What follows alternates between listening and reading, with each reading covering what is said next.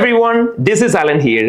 I will be your guide for the paper AA and AAA Audit and Assurance and Advanced Audit and Assurance.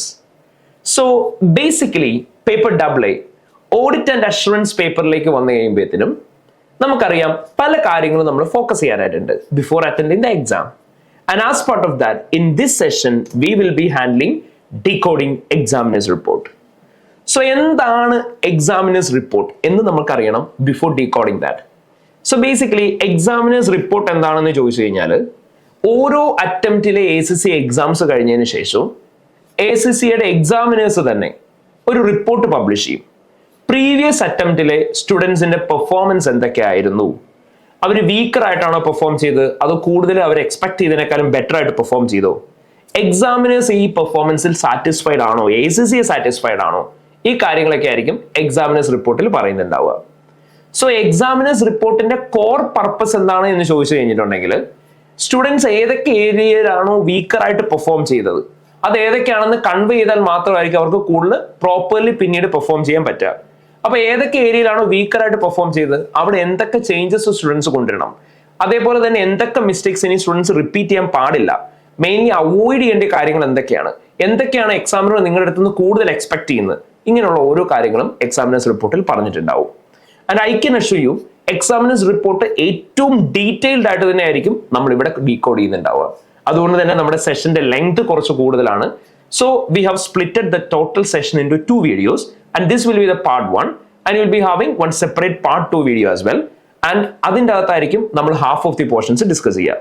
So after completing this video you should move on to the next one to get a proper picture about whole examiner's report.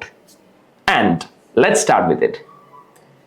When it comes to the paper AA, Audit and Assurance, ഈ പേപ്പറിൻ്റെ അകത്ത് out of 100 marks 30 മാർക്സിനാണ് OT cases ചോദിക്കുക. So multi task questions ആയിട്ട് 3 scenarios നമുക്ക് തരും. ആ 3 സിനാരിയോനെ base ചെയ്ത് 15 questions in total, ഓരോ ക്വസ്റ്റ്യനും 2 മാർക്സ് ഈച്ച്, അങ്ങനെ മൊത്തം 30 മാർക്കിനാണ് നമുക്ക് OT കേസസ് വരുന്നത്. അതേപോലെ തന്നെ ബാക്കി 70 മാർക്സിൽ 30 മാർക്കിന്റെ ഒരു ഡിസ്ക്രിപ്റ്റീവ് ക്വസ്റ്റനും 20 മാർക്സിന്റെ 2 ഡിസ്ക്രിപ്റ്റീവ് ക്വസ്റ്റൻസും ആയിരിക്കും ഉണ്ടാവുക. അങ്ങനെ ഇൻ ടോട്ടൽ 100 മാർക്സിനാണ് നമ്മുടെ എക്സാം ടെസ്റ്റ് ചെയ്യുന്നത്. ഔട്ട് ഓഫ് വിച്ച് എക്സാമിനേഴ്സ് റിപ്പോർട്ടിന്റെ അകത്ത് നമുക്ക് OT കേസസ് അവർ പലപ്പോഴും റിലീസ് ചെയ്യാറില്ല. വളരെ ബ്രീഫ് ആയിട്ട് മാത്രമായിരിക്കും OT കേസസ് തരുന്നുണ്ടാവുക. അതുകൊണ്ട് തന്നെ നമ്മുടെ ഈ ഒരു പെർട്ടിക്കുലർ സെഷനിൽ നമ്മൾ ഫോക്കസ് ചെയ്യുന്നുണ്ടാവുക പാർട്ട് ബിയിലായിരിക്കും. അതായത് 70 മാർക്കിന്റെ സിനാരിയോയിലാണ് നമ്മൾ ഫോക്കസ് ചെയ്യാൻ പോകുന്നത്. സോ 70 മാർക്സിൽ 30 മാർക്കിന്റെ പാർട്ട് 1 റിക്വയർമെന്റും then will consider part 2 and part 3 രണ്ട് 20 മാർക്സിന്റെ ക്വസ്റ്റ്യൻസും ആയിരിക്കും നമ്മൾ ഡീറ്റെയിൽഡ് ആയിട്ട് ഈ ഡീകോഡിംഗ് എക്സാമിനേഴ്സ് ഡിസ്കഷൻ വീഡിയോയിൽ ചെയ്യുന്നുണ്ടാവുക. സോ നമുക്ക് സ്റ്റാർട്ട് ചെയ്യാം എക്സാമിനേഴ്സ് കമന്റ്സ് വെച്ച് തന്നെ. സോ ബേസിക്കലി എക്സാമിനർ ഇവിടെ പറയുന്ന ഒരു മെയിൻ കമന്റ് ആണ്, AA എന്ന് പറയുന്ന പേപ്പർ പാസ് ആവണം എന്നുണ്ടെങ്കിൽ ഏറ്റവും മെയിൻലി നിങ്ങൾ ചെയ്യേണ്ട കാര്യമാണ് you have to find adequate time for practice.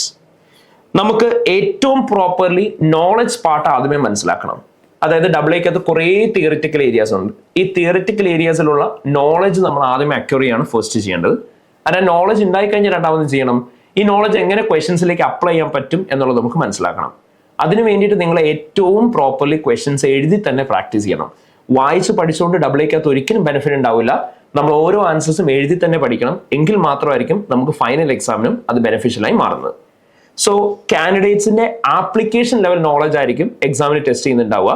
So നിങ്ങൾ പഠിച്ച ഓരോ തിയറീസും സിനാരിയോയ്ക്കകത്തേക്ക് നിങ്ങൾ എത്രത്തോളം പ്രോപ്പർലി അപ്ലൈ ചെയ്യുന്നു അതിനനുസരിച്ച് നിങ്ങൾക്ക് മാർക്ക് കിട്ടാനുള്ള ചാൻസ് കൂടും, അതിനനുസരിച്ച് മാർക്ക് കിട്ടാനുള്ള ചാൻസ് കുറയും if you are not performing. അതുകൊണ്ട് തന്നെ question practice is very important for the paper AA. So അപ്പോൾ നമുക്ക് ഇന്ന് as part of this session we'll start with the area of session B audit risk. So നമ്മുടെ 30 marks question ഈ പ്രാവശ്യം ചോദിച്ചിട്ടുണ്ടായിരുന്നത് green കോ എന്ന് പറയുന്ന ഒരു ക്ലയന്റിനെ ബേസ് ചെയ്തിട്ടാണ്. ആൻഡ് ബേസിക്കലി നമുക്കറിയാം 30 മാർക്സിൻ്റെ അകത്ത് ഫ്രീക്വന്റ്ലി ചോദിക്കാറുള്ള ഒരു ഏരിയ തന്നെയാണ് ഓഡിറ്റ് റിസ്ക് എന്ന് പറയുന്നത്. ആൻഡ് ബേസിക്കലി ഓഡിറ്റ് റിസ്കിന്റെ ഏരിയയിലേക്ക് വന്നു കഴിയുമ്പോഴത്തേനും ഓൾമോസ്റ്റ് എല്ലാ അറ്റംപ്റ്റിനും ഓഡിറ്റ് റിസ്ക് നമുക്ക് ചോദിച്ചിട്ടുണ്ട്. സോ ഓഡിറ്റ് റിസ്ക് ഇല്ലാതെ വന്നിട്ടുള്ള ഒരു എക്സാം അറ്റംപ്റ്റ് എന്ന് പറയുന്നത് വളരെ റയറസ്റ്റ് ഓഫ് ദി റയർ ആണ്. സോ ബേസിക്കലി ഓഡിറ്റ് റിസ്ക് മാത്രമല്ല പക്ഷേ ഈ 30 മാർക്സിൻ്റെ അകത്ത് ഉണ്ടാവുക. സോ നമ്മുടെ അടുത്ത് ഓഡിറ്റ് റിസ്ക് ചോദിച്ചിട്ടുണ്ട്, ഒരു theoretical area consideration of law and regulations ചോദിച്ചിട്ടുണ്ട്, അതേപോലെ തന്നെ സബ്സ്റ്റാൻറ്റീവ് പ്രൊസീജിയേഴ്സ് ചോദിച്ചിട്ടുണ്ട്, അഡീഷൻ ഓഫ് PPE ആയിട്ട് ബേസ് ചെയ്ത്, ആൻഡ് എബോവ് ദാറ്റ് ക്വാളിറ്റി മാനേജ്മെന്റുമായിട്ട് റിലേറ്റ് ചെയ്ത് എന്തൊക്കെ ഡെഫിഷ്യൻസീസ് ആണ്, ആൻഡ് അവിടെ ആസ് എൻ ഓഡിറ്റർ നമുക്ക് എന്തൊക്കെ റെക്കമെൻഡേഷൻസ് കൊടുക്കാൻ പറ്റും എന്നുള്ളതും നമ്മുടെ അടുത്ത് ചോദിച്ചിട്ടുണ്ട്. സോ ഔട്ട് ഓഫ് വിച്ച് നമുക്ക് ആദ്യം ഫോക്കസ് ചെയ്യേണ്ടത് ഓഡിറ്റ് റിസ്കിനെ ബേസ് ചെയ്തിട്ടുള്ള ഏരിയ ആണ്. സോ ഞാൻ പറഞ്ഞ പോലെ തന്നെ ഓഡിറ്റ് റിസ്ക് ഏറ്റവും ക്രൂഷ്യൽ ആയിട്ടുള്ള ഒരു ഏരിയ തന്നെയാണ്. നമ്മുടെ എക്സാമിന്റെ മാർക്ക് വെയിറ്റേജ് നോക്കുമ്പോഴും ഓൾമോസ്റ്റ് നമുക്ക് പാസ് ആവാൻ വേണ്ട മാർക്കിന്റെ 32% ആണ് നമ്മുടെ ഓഡിറ്റ് റിസ്ക് എന്ന് പറയുന്ന ഏരിയ. കാരണം ഈ പ്രാവശ്യം 8 റിസ്ക്കും 8 റെസ്പോൺസസും ആയിരുന്നു ചോദിച്ചിട്ടുണ്ടായിരുന്നത്, and that too for 16 marks. So ഇങ്ങനെ ഓഡിറ്റ് റിസ്ക് ആൻഡ് റെസ്പോൺസസിന്റെ ക്വസ്റ്റ്യൻസ് വരുന്ന സമയത്ത് there are multiple important factors to be considered. അപ്പൊ അങ്ങനെ എന്തൊക്കെ ഫാക്ടേഴ്സ് ആണ് നമുക്ക് കൺസിഡർ ചെയ്യാനായിട്ടുള്ളത് as part of risk question എന്നുള്ളതാണ് നമ്മൾ നോക്കാൻ പോകുന്നത്. സോ ബേസിക്കലി സെഷൻ ബിയുടെ ഭാഗമായിട്ട് എക്സാമിനർ പറഞ്ഞേക്കുന്ന കമന്റ്സ് ആണ് നമ്മളിപ്പോൾ കൺസിഡർ ചെയ്യുന്നത്. So most important comment examiner പറഞ്ഞേക്കുന്നത് എന്താണെന്ന് ചോദിച്ചു കഴിഞ്ഞാൽ, നമുക്ക് എത്രത്തോളം റിസ്ക് ആണോ എക്സാമിനർ നമ്മുടെ അടുത്ത് എഴുതാൻ പറയുന്നത്, ഡെഫിനറ്റ്ലി അതിൽ കൂടുതൽ റിസ്കുകൾ എന്താണേലും സിനാരിയോയ്ക്കകത്ത് ഉണ്ടാവും. അപ്പൊ സിനാരിയോയ്ക്കകത്തുള്ള എല്ലാ റിസ്കുകളും കൺസിഡർ ചെയ്യുക, ബട്ട് എല്ലാ റിസ്കുകളും എഴുതേണ്ട ആവശ്യമില്ല. അപ്പൊ നിങ്ങൾ എന്തായിരിക്കണം ചെയ്യേണ്ടത്? സോ സിനാരിയോയ്ക്കകത്തെ ഏതൊക്കെ റിസ്കുകളാണ് എഴുതുന്നതെന്ന് പ്രോപ്പർലി പ്ലാൻ ചെയ്യണം. സോ ഏതൊക്കെയാണോ നമുക്ക് വേണ്ട റിസ്കുകൾ, അല്ലെങ്കിൽ നിങ്ങൾക്ക് കോൺഫിഡൻ്റ്ലി എഴുതാൻ പറ്റും എന്ന് തോന്നുന്നു, അത് മാത്രം നിങ്ങൾ എഴുതിയാൽ മതി. അപ്പൊ സിനാരിയോ പ്രോപ്പർലി നോക്കിയിട്ട് എത്രയാണ് റിക്വയർഡ് നമ്പർ ഓഫ് റിസ്ക് എന്ന് നോക്കുക. ഈ ഒരു കേസിൽ 8 റിസ്ക് ആയിരുന്നു നമുക്ക് വേണ്ടത്. ആൻഡ് നമ്മൾ നോക്കുക ഈ റിസ്ക് ഓരോന്നും ഈ സിനാരിയോയ്ക്കകത്ത് എവിടെയൊക്കെയാണ് ലിസ്റ്റ് ഡൗൺ ചെയ്തിട്ടുള്ളത്. And there are chances that opening പാരഗ്രാഫിൽ പോലും റിസ്കുകൾ ഉണ്ടാവാം. സേ ഫോർ എക്സാമ്പിൾ ഒരു ക്ലയന്റ് ന്യൂ ക്ലയന്റ് ആണ്, അല്ലെങ്കിൽ ന്യൂലി ലിസ്റ്റഡ് ആണ്, ഇങ്ങനെയുള്ള കാര്യങ്ങളൊക്കെ നമ്മുടെ ഇൻട്രൊഡക്ഷൻ പാരഗ്രാഫിലായിരിക്കും പറഞ്ഞിട്ടുണ്ടാവുക. അപ്പോൾ ഒരു റിസ്കിന്റെ ക്വസ്റ്റ്യൻ വായിക്കുന്ന സമയത്ത് ഇൻട്രൊഡക്ഷൻ പാരഗ്രാഫ് തൊട്ടേ വായിച്ച് അതിൻ്റെ അകത്ത് ഏറ്റവും ഇമ്പോർട്ടൻറ്റ് റിസ്കുകൾ എന്താണെന്നുള്ളത് ഫസ്റ്റ് നമ്മൾ കൺസിഡർ ചെയ്യണം. ഇനി രണ്ടാമത് നമ്മൾ ചെയ്യേണ്ട ഒരു കാര്യം, ഈ റിസ്ക് വായിക്കുമ്പോൾ തന്നെ നമ്മുടെ ഹൈലൈറ്റ് ഫംഗ്ഷൻ ഉണ്ടല്ലോ, അതായത് നമ്മുടെ ഓരോ എക്സാം പ്ലാറ്റ്ഫോമിലും ഏറ്റവും ടോപ്പ് റൈറ്റ് കോർണറിലായിട്ട് നമുക്ക് ഹൈലൈറ്റ് ഓപ്ഷൻ ഉണ്ടാവും. അപ്പൊ ഹൈലൈറ്റ് ഓപ്ഷൻ ക്ലിക്ക് ചെയ്ത് കഴിയുമ്പോഴത്തേനും നമുക്ക് ഇമ്പോർട്ടൻ്റ് ആയിട്ടുള്ള പോയിന്റ്സ് ഓരോന്ന് മാർക്ക് ചെയ്ത് പോവാം. അപ്പൊ നിങ്ങൾ കണ്ടുപിടിക്കുന്ന ഓരോ റിസ്കുകളും നിങ്ങൾ മാർക്ക് ചെയ്ത് തന്നെ പോകണം. സോ 8 റിസ്ക് കണ്ടുപിടിക്കാൻ പറഞ്ഞുകൊടുത്ത് നമുക്ക് 12 റിസ്ക് കണ്ടുപിടിക്കാൻ പറ്റി. സോ ഓട്ടോമാറ്റിക്കലി എന്ത് ചെയ്യാം, അതിൻ്റെ അകത്ത് നിന്ന് ഫിൽട്ടർ ചെയ്തിട്ടുള്ള ഏറ്റവും ബെസ്റ്റ് ആയിട്ട് നിങ്ങൾക്ക് എഴുതാൻ പറ്റുമെന്ന് തോന്നുന്ന റിസ്ക് ഏതാണോ അത് ഓരോന്നും പിക്ക് ചെയ്തിട്ട് എഴുതാൻ പറ്റും. അപ്പൊ അതുകൊണ്ട് തന്നെ ഹൈലൈറ്റ് ഫംഗ്ഷൻ യൂസ് ചെയ്ത് ഇമ്പോർട്ടൻറ്റ് റിസ്കുകൾ ഓരോന്നും മാർക്ക് ചെയ്യണം. ദെൻ ഇതിൻ്റെ അകത്തു നിന്നും ഏതൊക്കെ റിസ്കുകളാണോ നമുക്ക് എക്സാമിന് പ്രോപ്പർലി എഴുതാൻ പറ്റുമെന്ന് തോന്നുന്നത്, സിനാരിയോ സ്പെസിഫിക് ആയിട്ട് എഴുതാൻ പറ്റുമെന്ന് തോന്നുന്നത്, ആ റിസ്കുകൾ വേണം പിക്ക് ചെയ്യാൻ. ആൻഡ് റിസ്ക് എഴുതാൻ പറ്റുമോ എന്ന് നിങ്ങൾ ആലോചിക്കുന്ന സമയത്ത് മെയിൻലി കൺസിഡർ ചെയ്യേണ്ട ഒരു കാര്യമാണ്, റിസ്ക് എഴുതാൻ പറ്റുമോ എന്നുള്ളത് മാത്രം ആലോചിച്ചാൽ പോരാ, റിസ്ക് എഴുതുന്നതിന്റെ കൂട്ടത്തിൽ തന്നെ പ്രോപ്പർലി റെസ്പോൺസും നിങ്ങൾക്ക് എഴുതാൻ പറ്റുമോ എന്നുള്ള കാര്യം കൂടി ചിന്തിക്കണം. So total risk and response എഴുതാമെങ്കിൽ മാത്രമേ നിങ്ങൾ എന്ത് ചെയ്യാൻ പാടുള്ളൂ, ആ റിസ്ക് എഴുതുന്നതിനെ കുറിച്ച് ചിന്തിക്കാവുള്ളൂ. ഇനി അവിടെ എപ്പോഴും കൺസിഡർ ചെയ്യേണ്ട ഒരു കാര്യമാണ്, റിസ്ക് നമുക്ക് സിനാരിയോയ്ക്കകത്തുനിന്ന് കോപ്പി പേസ്റ്റ് ചെയ്യാനായിട്ടുള്ള ഒരു ഓപ്ഷൻ ഉണ്ട്, ശരിയല്ലേ? നമുക്ക് സിനാരിയോയ്ക്കകത്ത് എന്താണോ റിസ്ക് കാണുന്നത് അത് ഓരോന്നും നമുക്ക് എന്ത് ചെയ്യാം, കോപ്പി പേസ്റ്റ് ചെയ്ത് പോവാം. പക്ഷേ എക്സാമിനർ പറയുന്ന ഒരു കാര്യമാണ്, ഈ കോപ്പി പേസ്റ്റിന് മേലെ ഒരുപാട് റിലേ ചെയ്യാൻ പാടില്ല. കാരണം പലപ്പോഴും കുട്ടികൾ വരുത്തുന്ന ഒരു മിസ്റ്റേക്കാണ്, സിനാരിയോയ്ക്കകത്തുള്ള ഫാക്ട് അതേപോലെ തന്നെ അവരെടുത്ത് കോപ്പി പേസ്റ്റ് ചെയ്ത് ആൻസറിൽ വയ്ക്കും. പക്ഷെ അതിൻ്റെ അകത്ത് റിസ്ക് എന്ന് പറയുന്ന ഒരു എലമെന്റ് വന്നിട്ടുണ്ടാവില്ല. ഇപ്പൊ സേ ഫോർ എക്സാമ്പിൾ ഒരു കമ്പനി PPEയുടെ അഡീഷൻ നടത്തി, ആൻഡ് ആ അഡീഷനെ ബേസ് ചെയ്തിട്ട് കുറേ ഡീറ്റെയിൽസ് പറഞ്ഞിട്ടുണ്ട്. ബട്ട് ഈ കുട്ടികൾ കോപ്പി പേസ്റ്റ് ചെയ്തേക്കുന്നത് ഈ കുറേ ഡീറ്റെയിൽസ് മാത്രമായിരിക്കും. അഡീഷൻ ഓഫ് PPE നടത്തി എന്നുള്ള ഇമ്പോർട്ടൻ്റ് ആയിട്ടുള്ള പോയിന്റും അതേ അസോസിയേറ്റ് ചെയ്ത് വരുന്ന റിസ്ക് എലമെന്റും എന്താണെന്നുള്ളത് ആൻസറിൽ മെൻഷൻ ചെയ്തിട്ടുണ്ടാവില്ല. അതുകൊണ്ട് തന്നെ you have to make sure that നിങ്ങൾ ഓരോ റിസ്ക്കും കോപ്പി പേസ്റ്റ് ചെയ്യാനാണ് പോകുന്നതെന്നുണ്ടെങ്കിൽ എന്താണോ റിസ്ക് എലമെന്റ് അത് നിങ്ങൾ ഐഡന്റിഫൈ ചെയ്തേക്കുന്ന ഭാഗത്ത് തന്നെ ഉണ്ട് എന്ന് എൻഷുർ ചെയ്യണം. കാരണം ഐഡന്റിഫിക്കേഷൻ ആണ് നമുക്ക് ഹാഫ് മാർക്ക്. സോ നിങ്ങളത് പ്രോപ്പർലി ചെയ്താൽ മാത്രമേ ആ ഐഡന്റിഫിക്കേഷൻ മാർക്ക് കിട്ടത്തുള്ളൂ. ഇനി അതേപോലെ തന്നെ നിങ്ങൾ ശ്രദ്ധിക്കേണ്ട ഒരു കാര്യം, സിനാരിയോയ്ക്കകത്തുനിന്ന് ഓരോ സ്ഥലത്തും എന്ത് റിസ്ക് ആണോ ഉള്ളത് എന്ന് പിക്ക് ചെയ്യാൻ നോക്കിക്കഴിഞ്ഞാൽ ചിലപ്പോൾ റിസ്ക് കിട്ടണം എന്നില്ല. അതായത് ഇപ്പോൾ സേ ഫോർ എക്സാമ്പിൾ ഒരു കമ്പനി ഒരു ഇൻടാഞ്ചിബിൾ അസറ്റ് പർച്ചേസ് ചെയ്തു, സ്പെസിഫിക്കലി പറഞ്ഞു കഴിഞ്ഞാൽ ഒരു പേറ്റന്റ് പർച്ചേസ് ചെയ്തു എന്ന് പറയാണ്. അപ്പൊ പേറ്റന്റ് പർച്ചേസ് ചെയ്ത് കഴിഞ്ഞാൽ അവിടെ എന്താ റിസ്ക് എന്ന് ആലോചിച്ച് കഴിഞ്ഞിട്ടുണ്ടെങ്കിൽ ഡെഫിനറ്റ്ലി നിങ്ങൾക്ക് അവിടെ റിസ്ക് കിട്ടൂല. പകരം നിങ്ങൾ ആദ്യം ചെയ്യേണ്ടത്, ഒരു പേറ്റന്റ് പർച്ചേസ് ചെയ്തിട്ടുണ്ടെങ്കിൽ അവിടെ റിക്വയർഡ് ട്രീറ്റ്മെന്റ് എന്താണെന്നുള്ളത് ആലോചിച്ച് നോക്കുക. അപ്പോൾ ഒരു പേറ്റന്റ് പർച്ചേസ് ചെയ്താൽ നമുക്കറിയാം as per IAS 38 intangible asset നമ്മൾ അതിനൊരു ഇൻടാഞ്ചിബിൾ അസറ്റ് ആയിട്ട് ട്രീറ്റ് ചെയ്യും. ഓവർ ദ യൂസ്ഫുൾ ലൈഫ് അതിനെ അമോർട്ടൈസ് ചെയ്യണം. അപ്പോൾ അവിടെ ഉണ്ടാവാൻ ചാൻസ് ഉള്ള റിസ്ക് എന്തായിരിക്കും? കമ്പനി അപ്രോപ്രിയറ്റ്ലി അമോർട്ടൈസേഷൻ ചെയ്തിട്ടുണ്ടാവില്ല. അപ്പോൾ ഇൻടാഞ്ചിബിൾ അസറ്റ് എന്താവും? ഓവർ സ്റ്റേറ്റഡ് ആവും. അതേപോലെ തന്നെ അമോർട്ടൈസേഷൻ എക്സ്പെൻസസ് എന്തായിരിക്കും? അൺടെസ്റ്റേറ്റഡ് ആയിരിക്കും. ഇതാണ് അവിടെ വരുന്ന റിസ്ക്. അപ്പോൾ നിങ്ങൾ സിനാരിയോക്കകത്തു നിന്നും എന്താണ് റിസ്ക് എന്ന് പിക്ക് ചെയ്യുന്നതിന് പകരം ആ സിനാരിയോയിൽ ശരിക്കും വേണ്ട അക്കൗണ്ടിങ് ട്രീറ്റ്മെന്റ് എന്താണെന്നുള്ളത് ആലോചിച്ച് നോക്കുക. ആൻഡ് നമുക്ക് വേണ്ട റിക്വയർഡ് ട്രീറ്റ്മെന്റ് എന്താണോ അതിന് നേരെ ഓപ്പോസിറ്റ് ആയിരിക്കും റിസ്ക് എന്ന് പറയുക. അപ്പം അക്കൗണ്ടിങ് ട്രീറ്റ്മെന്റിലുള്ള നോളജും കൂടി യൂസ് ചെയ്തിട്ട് വേണം നിങ്ങൾ റിസ്കുകൾ ഓരോന്നും പിക്ക് ചെയ്യാൻ നോക്കാൻ. ഇനി നമുക്ക് സ്പെസിഫിക്കലി ഈ ഒരു ക്വസ്റ്റ്യന്റെ കേസ് നോക്കാം. സോ സെഷൻ ബിയിൽ നമ്മളോട് ചോദിച്ചിരുന്നത് ഗ്രീൻ കോ എന്ന് പറയുന്ന ക്വസ്റ്റ്യൻ ആയിരുന്നു. സോ ആ ക്വസ്റ്റ്യൻ്റെ അകത്ത് നമ്മളോട് മെയിൻലി ചോദിച്ചിരുന്ന ഒരു റിസ്ക് ആയിരുന്നു പ്രോപ്പർട്ടി, പ്ലാന്റ് ആൻഡ് എക്യുപ്മെന്റുമായിട്ട് റിലേറ്റ് ചെയ്തുള്ള റിസ്ക്. ആൻഡ് ഇൻടാഞ്ചിബിൾ അസറ്റിനെ ബേസ് ചെയ്തുള്ള റിസ്കുകൾ ഉണ്ടായിരുന്നു, പ്രൊവിഷനെ ബേസ് ചെയ്തുള്ള റിസ്കുകൾ ഉണ്ടായിരുന്നു, ഇൻവെന്ററിനെ ബേസ് ചെയ്തുള്ള റിസ്കുകൾ ഉണ്ടായിരുന്നു. അപ്പൊ ഇങ്ങനെ ഓരോ റിസ്കുകളും എഴുതുന്നതിന് മുന്നേ നിങ്ങൾ ആദ്യം എന്ത് ചെയ്യണം?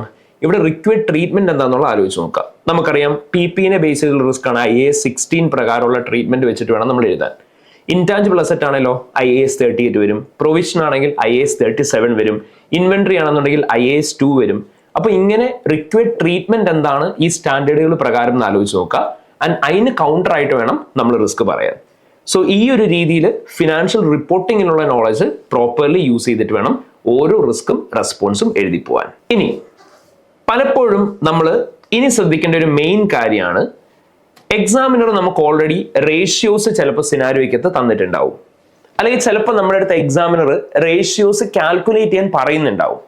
സോ അപ്പോൾ നമ്മൾ കുറേ സെറ്റ് ഓഫ് റേഷ്യോസ് കാൽക്കുലേറ്റ് ചെയ്യണമെന്ന് പണ്ട് തൊട്ടേ ക്ലാസ്സിൽ ഡിസ്കസ് ചെയ്ത് പഠിച്ചിട്ടുണ്ട് അല്ലേ? Gross profit margin, operating profit margin, ഇത് രണ്ടും തമ്മിൽ ഇൻവേഴ്സ് റിലേഷൻ ഉണ്ടോ? ഇൻക്രീസ് ഇൻ റിസീവബിൾസ് ഡേയ്സ് അല്ലെങ്കിൽ inventory days, payable days, current ratio, quick ratio, interest cover ratio, gearing, ഇങ്ങനെയുള്ള ഓരോ റേഷ്യോസും നമ്മൾ ഇന്റർപ്രറ്റ് ചെയ്യാറുണ്ട് എക്സാമിനർ തരുന്ന സമയത്ത്, അല്ലെങ്കിൽ എക്സാമിനർ റേഷ്യോസ് കാൽക്കുലേറ്റ് ചെയ്യാൻ പറയുന്ന സമയത്ത്. സോ സ്പെസിഫിക്കലി ചിലപ്പോൾ എക്സാമിനർ സിനാരിയോയ്ക്കകത്ത് റേഷ്യോസ് കാൽക്കുലേറ്റ് ചെയ്ത് തന്നിട്ടുണ്ട്, ബട്ട് സ്പെസിഫിക്കലി റിക്വയർമെന്റിൽ പറഞ്ഞിട്ടില്ല അനലിറ്റിക്കൽ പ്രൊസീജിയേഴ്സ് യൂസ് ചെയ്യണമെന്ന്. ബട്ട് സ്റ്റിൽ ആ കേസിനും നിങ്ങൾക്ക് എന്ത് ചെയ്യാം? റേഷ്യോസ് യൂസ് ചെയ്ത് തന്നെ റിസ്ക് ഫിഗർ ഔട്ട് ചെയ്യാം. But make sure one thing, ഇപ്പോൾ റിസീവബിൾസിനെ ബേസ് ചെയ്ത് നമുക്കൊരു റേഷ്യോ തന്നിട്ടുണ്ട്. Say for example receivables days have been increase from may be 25 days to 45 days. ഇനി ഇതേപോലെ തന്നെ റിസീവബിൾസിനെ ബേസ് ചെയ്ത് വേറെ ഒരു ഇഷ്യൂവും സിനാരിയോയിൽ പറഞ്ഞിട്ടുണ്ട്. there are some concerns about credit worthiness of some of the customers.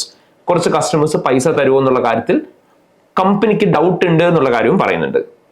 അപ്പോൾ ഈ രണ്ട് റിസ്കുകൾ ലിറ്ററലി രണ്ടല്ല, അത് രണ്ടും ഒന്നാണ്. കാരണം എന്താ? നമുക്കറിയാം റേഷ്യോസ് എന്ന് പറയുന്നത് നമുക്ക് കാണിച്ചു തരുന്നുണ്ടാവുക കമ്പനിയുടെ ഫിനാൻഷ്യൽസിലുള്ള ഒരു ബുദ്ധിമുട്ടായിരിക്കും. ആൻഡ് സെയിം ഇസ് ദാറ്റ് ചിലപ്പോൾ ആ സെയിം കേസ് തന്നെ മറ്റൊരു രീതിയിൽ നമുക്ക് പറഞ്ഞു തന്നിട്ടുണ്ടെങ്കിൽ we cannot treat it as a separate risk. And അത് സെപ്പറേറ്റ് റിസ്ക് ആയിട്ട് എഴുതി കഴിഞ്ഞാൽ examiner will not give you mark. You have to combine both the risk together and give it as a single risk.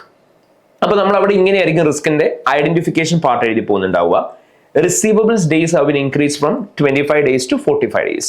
And in addition to this, there are some concerns about credit worthiness of some of the customers. Therefore, this represents possibility of having bad and doubtful debts and ബാക്കി further risk explain ചെയ്യാം. So ഈ ഒരു രീതിയിലായിരിക്കണം നമ്മൾ identification part ചെയ്യുന്നത്. അപ്പോൾ എപ്പോഴും ഓർത്ത് വെക്കുക, നമുക്ക് അങ്ങനെ സിനാരിയോയും ഏതെങ്കിലും ഒരു പർട്ടിക്കുലർ റേഷ്യോയും തമ്മിൽ കണക്ട് ചെയ്യാൻ പറ്റുന്നുണ്ടെങ്കിൽ combine it together. And same for the going concern. അതേപോലെ തന്നെ ഇപ്പോൾ ഇൻവെന്ററി ഡേയ്സിന്റെ കേസ്, ഇൻവെന്ററി ഡേയ്സ് കൂടി ആൻഡ് ഇൻവെന്ററിനെ റിലേറ്റ് ചെയ്ത് വേറെ എന്തെങ്കിലും സിനാരിയോയിൽ പറഞ്ഞിട്ടുണ്ടെങ്കിൽ കമ്പൈൻ ചെയ്യുക, അത് ഒപ്പം എഴുതി പോവുക. ആൻഡ് ഇതേപോലെ തന്നെ മൾട്ടിപ്പിൾ റിസ്ക് സെയിം എക്സ്പ്ലനേഷനും സെയിം ഇമ്പാക്റ്റും ആണ് വരുന്നുണ്ടെങ്കിൽ അത് സെപ്പറേറ്റ് റിസ്ക് ആയിട്ട് ട്രീറ്റ് ചെയ്യരുത്, സിംഗിൾ റിസ്ക് ആയിട്ട് തന്നെ ട്രീറ്റ് ചെയ്തിട്ട് എഴുതുക. ഇനി നമ്മൾ റിസ്ക് ഐഡന്റിഫൈ ചെയ്ത് കഴിഞ്ഞാൽ രണ്ടാമതായിട്ട് നമ്മൾ ചെയ്യേണ്ട കാര്യമാണ് റിസ്ക് എക്സ്പ്ലെയിൻ ചെയ്യുക എന്നുള്ളത്. റിസ്ക് എക്സ്പ്ലെയിൻ ചെയ്യുമ്പോൾ നിങ്ങൾ മേക്ക് ഷുവർ ചെയ്യേണ്ട ഒരു കാര്യമാണ് പ്രോപ്പർ അക്കൗണ്ടിങ് ട്രീറ്റ്മെന്റിന്റെ ഒരു ബേസിസിൽ തന്നെ വേണം റിസ്ക് എക്സ്പ്ലെയിൻ ചെയ്യാൻ. If it is a risk relating to accounting treatment. ഇപ്പൊ സേ ഫോർ എക്സാമ്പിൾ നമ്മളോട് പറയാണ് ഇപ്പോൾ ഒരു കമ്പനി 30 million സ്പെൻഡ് ചെയ്തു റിസർച്ച് ആൻഡ് ഡെവലപ്മെന്റിന് വേണ്ടിയിട്ട്. അപ്പോൾ 30 million റിസർച്ച് ആൻഡ് ഡെവലപ്മെന്റിന് വേണ്ടിയിട്ട് സ്പെൻഡ് ചെയ്തു എന്ന് പറഞ്ഞു കഴിഞ്ഞാൽ നിങ്ങൾ ആദ്യം പറയാം അവിടെ റിക്വയർഡ് ട്രീറ്റ്മെന്റ് എന്താണ്. As per IAS 38 intangible asset research expenses നമ്മൾ എക്സ്പെൻസ് ചെയ്യുന്നുണ്ടാവണം P&L. ഡെവലപ്മെന്റ് എക്സ്പെൻഡിച്ചേഴ്സ് മാത്രമേ ക്രൈറ്റീരിയ മീറ്റ് ചെയ്ത് കഴിഞ്ഞാൽ നമുക്കത് ക്യാപിറ്റലൈസ് ചെയ്യാൻ പാടുള്ളൂ. ആൻഡ് ദെൻ അവിടെ ഉണ്ടാവാൻ ചാൻസ് ഉള്ള മിസ്റ്റേക്ക് എന്താണ്, what will go wrong there എന്നുള്ളത് പറയാം. എന്തായിരിക്കും അവിടെ മിസ്റ്റേക്ക് ആയിട്ട് സംഭവിക്കാൻ ചാൻസ് ഉള്ളത്? there can be chances that company ചിലപ്പോൾ റിസർച്ച് എക്സ്പെൻസ് ആയിട്ട് സ്പെൻഡ് ചെയ്ത എമൗണ്ടും ക്യാപിറ്റലൈസ് ചെയ്തിട്ടുണ്ടാവാം. അതാണ് വാട്ട് വിൽ ഗോ റോങ് എന്ന് പറയുന്നത്. And what is the impact there? നമ്മുടെ കമ്പനിയുടെ ഇൻടാഞ്ചിബിൾ അസറ്റ്സ്, ആ ഇൻടാഞ്ചിബിൾ അസറ്റ്സിൻ്റെ അകത്ത് തന്നെ ഏതായിരിക്കും?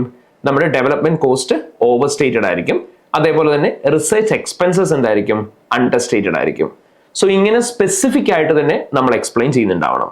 അപ്പൊ അതുകൊണ്ടാണ് നമ്മൾ പറഞ്ഞത് കാൻഡിഡേറ്റ്സ് ഇവിടെ ശ്രദ്ധിക്കേണ്ട ഒരു കാര്യം എന്താണെന്ന് ചോദിച്ചാൽ, ഫിനാൻഷ്യൽ സ്റ്റേറ്റ്മെന്റ്സിൻ്റെ അകത്ത് ഏതെങ്കിലും സ്പെസിഫിക് ആയിട്ടുള്ള ഒരു അസേഷനോ അല്ലെങ്കിൽ ഏതെങ്കിലും ഒരു പെർട്ടിക്കുലർ അക്കൗണ്ട് ബാലൻസോ ക്ലാസ് ഓഫ് ട്രാൻസാക്ഷനോ അണ്ടർ സ്റ്റേറ്റഡ് ആണോ അല്ലെങ്കിൽ ഓവർ സ്റ്റേറ്റഡ് ആണോ എന്ന് തന്നെ നമ്മൾ സ്പെസിഫിക്കലി എടുത്ത് പറയുന്നുണ്ടാവണം.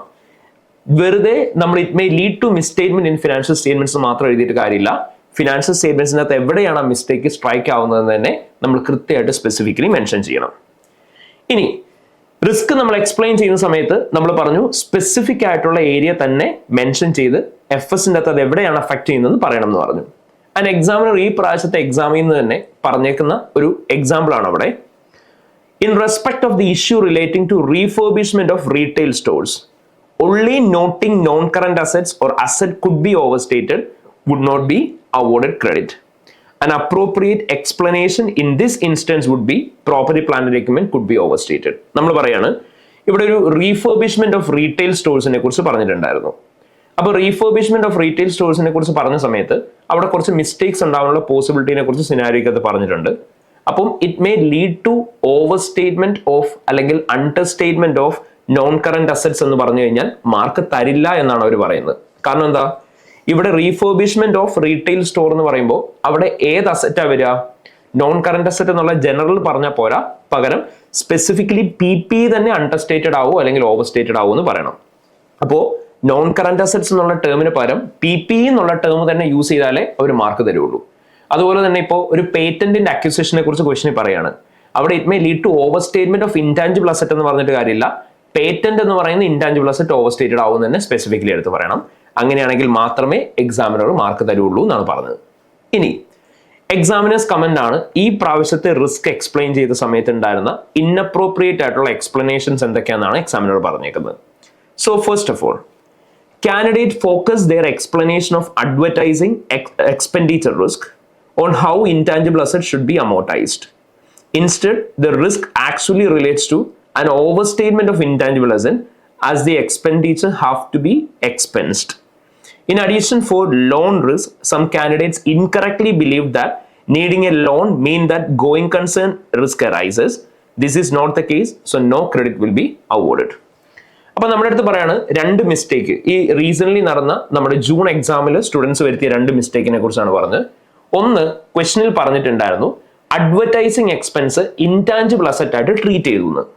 പക്ഷെ കുറെ കുട്ടികൾ അതിനെ എങ്ങനെ എക്സ്പ്ലെയിൻ ചെയ്ത് അഡ്വർടൈസിങ് എക്സ്പെൻഡിച്ചർ ഇൻടാഞ്ചിബിൾ അസറ്റ് ആയി, അതുകൊണ്ട് തന്നെ ഇനി ഇൻടാഞ്ചിബിൾ അസറ്റ് അമോർട്ടൈസ് ചെയ്യണം. പക്ഷെ അമോർട്ടൈസേഷൻ ചെയ്തിട്ടുണ്ടാവില്ല എന്നാണ് അവർ റിസ്ക് പറഞ്ഞത്. പക്ഷെ ആലോചിച്ച് നോക്കി, ശരിക്കും അതാണോ അവിടെ വരുന്ന റിസ്ക്? അല്ല. അഡ്വർടൈസിങ് എക്സ്പെൻഡിച്ചറിനെ നമുക്ക് ഇൻടാഞ്ചിബിൾ അസറ്റ് ആയിട്ട് ട്രീറ്റ് ചെയ്യാൻ പറ്റുമോ? പറ്റില്ല. പകരം അഡ്വർടൈസിങ് എക്സ്പെൻസിനെ നമുക്കൊരു റവന്യൂ എക്സ്പെൻഡിച്ചർ ആയിട്ട് മാത്രമേ ട്രീറ്റ് ചെയ്യാൻ പറ്റുള്ളൂ. അപ്പോൾ ഒരു റവന്യൂ എക്സ്പെൻസിനെ ക്യാപിറ്റലൈസ് ചെയ്തു എന്നുള്ളതാണ് ഇവിടുത്തെ റിസ്ക്. ഇനി രണ്ടാമത്, ഒരു ബാങ്ക് ലോൺ എടുത്തതിനെ കുറിച്ച് സിനാരിയോയ്ക്കകത്ത് പറയുന്നുണ്ട്. അപ്പോൾ പല സ്റ്റുഡൻസും എഴുതിയത് കമ്പനി പുതുതായിട്ട് ബാങ്ക് ലോൺ എടുക്കുന്നു, may be going concern uncertainty ഉള്ളതുകൊണ്ടാവാം അത് എന്നുള്ള റിസ്ക് ആണ് അവർ എഴുതിയത്. പക്ഷെ അതാണ് അവിടുത്തെ കേസ്? അല്ല. ബാങ്ക് ലോണുമായിട്ട് അസോസിയേറ്റ് ചെയ്തു വരുന്ന റിസ്കുകൾ എന്തൊക്കെയാവാം? May be current and non current liabilities correct ആയിട്ട് സ്പ്ലിറ്റ് ചെയ്തിട്ടുണ്ടാവില്ല, അല്ലെങ്കിൽ ന്യൂ ബാങ്ക് ലോൺ എടുത്തത് ഇൻട്രസ്റ്റ് ബെയറിംഗ് ബാങ്ക് ലോൺ ആണെന്നുണ്ടെങ്കിൽ ഫിനാൻസ് കോസ്റ്റ് കാണിക്കണം, ആ ഫിനാൻസ് കോസ്റ്റ് കാണിച്ചിട്ടുണ്ടാവില്ല. ഇതൊക്കെ ആയിരിക്കും അവിടുത്തെ അസോസിയേറ്റഡ് റിസ്ക്. സോ ആ റിസ്കുകൾ തന്നെ എഴുതിയാലേ നമുക്ക് എക്സാമിനർ മാർക്ക് തരുള്ളൂ എന്നാണ് നമ്മുടെ അടുത്ത് പറഞ്ഞത്. ഇനി റിസ്ക് ഐഡന്റിഫൈ ചെയ്ത് കഴിഞ്ഞാൽ നമുക്ക് പ്രോപ്പർലി അവിടെ ആ റിസ്കിന്റെ ഐഡന്റിഫിക്കേഷൻ ആൻഡ് എക്സ്പ്ലനേഷന്റെ മാർക്ക് സെക്യൂർ ചെയ്യാം ഈ പറഞ്ഞ രീതിയിൽ നമ്മൾ എഴുതി കഴിഞ്ഞാൽ. മോസ്റ്റ് ഇമ്പോർട്ടൻ്റ്ലി പലപ്പോഴും കുട്ടികൾ വരുത്തുന്ന ഒരു മിസ്റ്റേക്ക് ആണ്, അല്ലെങ്കിൽ വരുത്താൻ പാടില്ലാത്തൊരു കാര്യമാണ് പ്രോപ്പർലി റെസ്പോൺസസ് എഴുതാതിരിക്കുക എന്നുള്ളത്. സോ കുട്ടികൾ എല്ലാവരും അപ്രോപ്രിയറ്റ്ലി റെസ്പോൺസ് എഴുതിയാൽ മാത്രമായിരിക്കും മാർക്ക് കിട്ടുന്നുണ്ടാവുക. സോ റെസ്പോൺസ് എഴുതുന്ന സമയത്ത് അവിടെ പ്രത്യേകം ശ്രദ്ധിക്കേണ്ട പ്രൈമറി ആയിട്ടുള്ള കാര്യം, നിങ്ങൾ എന്താണോ പറഞ്ഞു വെച്ച റിസ്ക് സിനാരിയോയ്ക്കകത്ത്, ആ സിനാരിയോനെ ബേസ് ചെയ്ത് തന്നെയുള്ള റെസ്പോൺസ് വേണം എഴുതാൻ. ജനറൽ ആയിട്ട് ബൈഹേർട്ട് ചെയ്ത റെസ്പോൺസ് എഴുതരുത്. സിനാരിയോയിൽ നിങ്ങൾ എന്താണോ റിസ്ക് എക്സ്പ്ലെയിൻ ചെയ്ത് പോയത് ആ റിസ്കിനെ കൗണ്ടർ ചെയ്യുന്ന മെഷർ തന്നെയായിരിക്കണം നിങ്ങൾ എന്താണോ നിങ്ങൾക്ക് വേണ്ട റെസ്പോൺസ് ആയിട്ട് പറയുന്നുണ്ടാവുക. ഇനി അവിടെ തന്നെ ശ്രദ്ധിക്കേണ്ട ഒരു കാര്യം, ഇതൊരിക്കലും മാനേജ്മെന്റ് ചെയ്യേണ്ട ഒരു ആക്ഷൻ അല്ല, പകരം ഓഡിറ്റർ എടുക്കേണ്ട റെസ്പോൺസാണ്. അപ്പോൾ മാനേജ്മെന്റിനോട് ചെയ്യേണ്ട കാര്യം എന്താണെന്നുള്ളതല്ല നിങ്ങൾ അവിടെ പറഞ്ഞു വെക്കേണ്ടത്. ഒരു റിസ്ക് കണ്ടു, അത് കാരണം കൊണ്ട് മിസ്റ്റേക്ക് ഉണ്ടാവാൻ ചാൻസ് ഉണ്ടോ എന്നറിയാൻ ഓഡിറ്ററായി നിങ്ങൾ എന്താണ് അവിടെ എടുക്കേണ്ട ആക്ഷൻ എന്നാണ് പറയേണ്ടത്. അപ്പം നിങ്ങൾ ചെയ്യുന്ന പെർസ്പെക്റ്റീവ് വേണം അവിടെ ആൻസർ എഴുതാൻ. ഇപ്പോൾ ഒരു എക്സാമ്പിൾ തന്നെ പറഞ്ഞേക്കുന്നതാണ്. ഇപ്പം നമ്മുടെ സിനാരിയോയ്ക്കകത്തുണ്ടായിരുന്ന ഒരു റിസ്ക് ആയിരുന്നു, റിസീവബിൾസ് ഓവർ സ്റ്റേറ്റഡ് ആയി, അല്ലെങ്കിൽ റിസീവബിൾസ് കൂടിപ്പോയി കഴിഞ്ഞ വർഷത്തെ വെച്ച് നോക്കുമ്പോൾ. അവിടെ കുറേ കുട്ടികൾ എഴുതിയിരുന്ന റെസ്പോൺസ് ആണ് ഒരു പുതിയ ക്രെഡിറ്റ് കൺട്രോളറെ അപ്പോയിന്റ് ചെയ്യാൻ. സോ അത് നമ്മൾ കൺട്രോൾസിനാണ് റെക്കമെൻഡേഷൻ കൊടുക്കുക, കൺട്രോൾ വീക്ക്നെസ് ഉള്ളപ്പോൾ. ഇവിടെ നമുക്ക് അറിയേണ്ടത് അതാണോ? അല്ല. റിസീവബിൾസ് ഓവർ സ്റ്റേറ്റഡ് ആയോ എന്നറിയാൻ നമുക്ക് എന്ത് റെസ്പോൺസ് ആണ് എടുക്കേണ്ടത്? Post year and cash receipts വന്നിട്ടുണ്ടോ എന്ന് ടെസ്റ്റ് ചെയ്യാം, ഏജ്ഡ് റിസീവ്സ് ലെഡ്ജർ റിവ്യൂ ചെയ്യാം. ഈ പോയിന്റ്സ് ഒക്കെ വേണം നമ്മൾ പറയാൻ. അല്ലാണ്ട് ഓഡിറ്ററായ നമ്മുടെ സൈഡിൽ നിന്ന് ചെയ്യേണ്ടതല്ലാത്ത മാനേജ്മെന്റ് ചെയ്യേണ്ട ഒരു കാര്യം എഴുതി കഴിഞ്ഞാൽ ഡെഫിനറ്റ്ലി എക്സാമിനർ നമുക്ക് മാർക്ക് തരില്ല. അതേപോലെ തന്നെ നമ്മളോട് പറയാണ്, നമ്മൾ എപ്പോഴും ശ്രദ്ധിക്കേണ്ട ഒരു കാര്യമാണ്, നിങ്ങൾ എപ്പോഴും റെസ്പോൺസ് എഴുതുന്ന സമയത്ത് റെസ്പോൺസും അതുപോലെ തന്നെ റെക്കമെൻഡേഷനും തമ്മിൽ ക്ലാഷ് ഉണ്ടാവുന്നില്ല എന്ന് എൻഷുർ ചെയ്യണം. ഇനി ഓഡിറ്റേഴ്സ് റെസ്പോൺസ് എഴുതുന്ന സമയത്ത് ഒരിക്കലും അതൊരു ഡീറ്റെയിൽഡ് പ്രൊസീജിയർ ആവണം നിർബന്ധമില്ല. പലപ്പോഴും നമ്മൾ പറയാറുണ്ട്, ഇറ്റ് ഈസ് പ്രിഫറബിൾ ദാറ്റ് നിങ്ങളിപ്പം റെസ്പോൺസസ് എഴുതുന്ന സമയത്ത് ഒരു പ്രൊസീജിയർ എഴുതി, ഡോക്യുമെന്റ് അല്ലെ നിങ്ങൾക്ക് വേണ്ട ഇൻഫർമേഷൻ എന്താണെന്ന് എഴുതി, ആൻഡ് ആ പ്രൊസീജിയർ ചെയ്യുന്നതിന്റെ പർപ്പസ് എന്താണെന്ന് എഴുതി. അങ്ങനെയാണെങ്കിൽ ആൻസർ കംപ്ലീറ്റ് ആണ്. പക്ഷെ എപ്പോഴും ഡീറ്റെയിൽഡ് ആയിട്ടുള്ള പ്രൊസീജിയേഴ്സ് തന്നെ എഴുതണം എന്നില്ല. ഓഡിറ്ററായി നമ്മൾ എടുക്കേണ്ട അപ്രോച്ച് എന്താണോ അത് മാത്രം എടുത്താൽ മതി.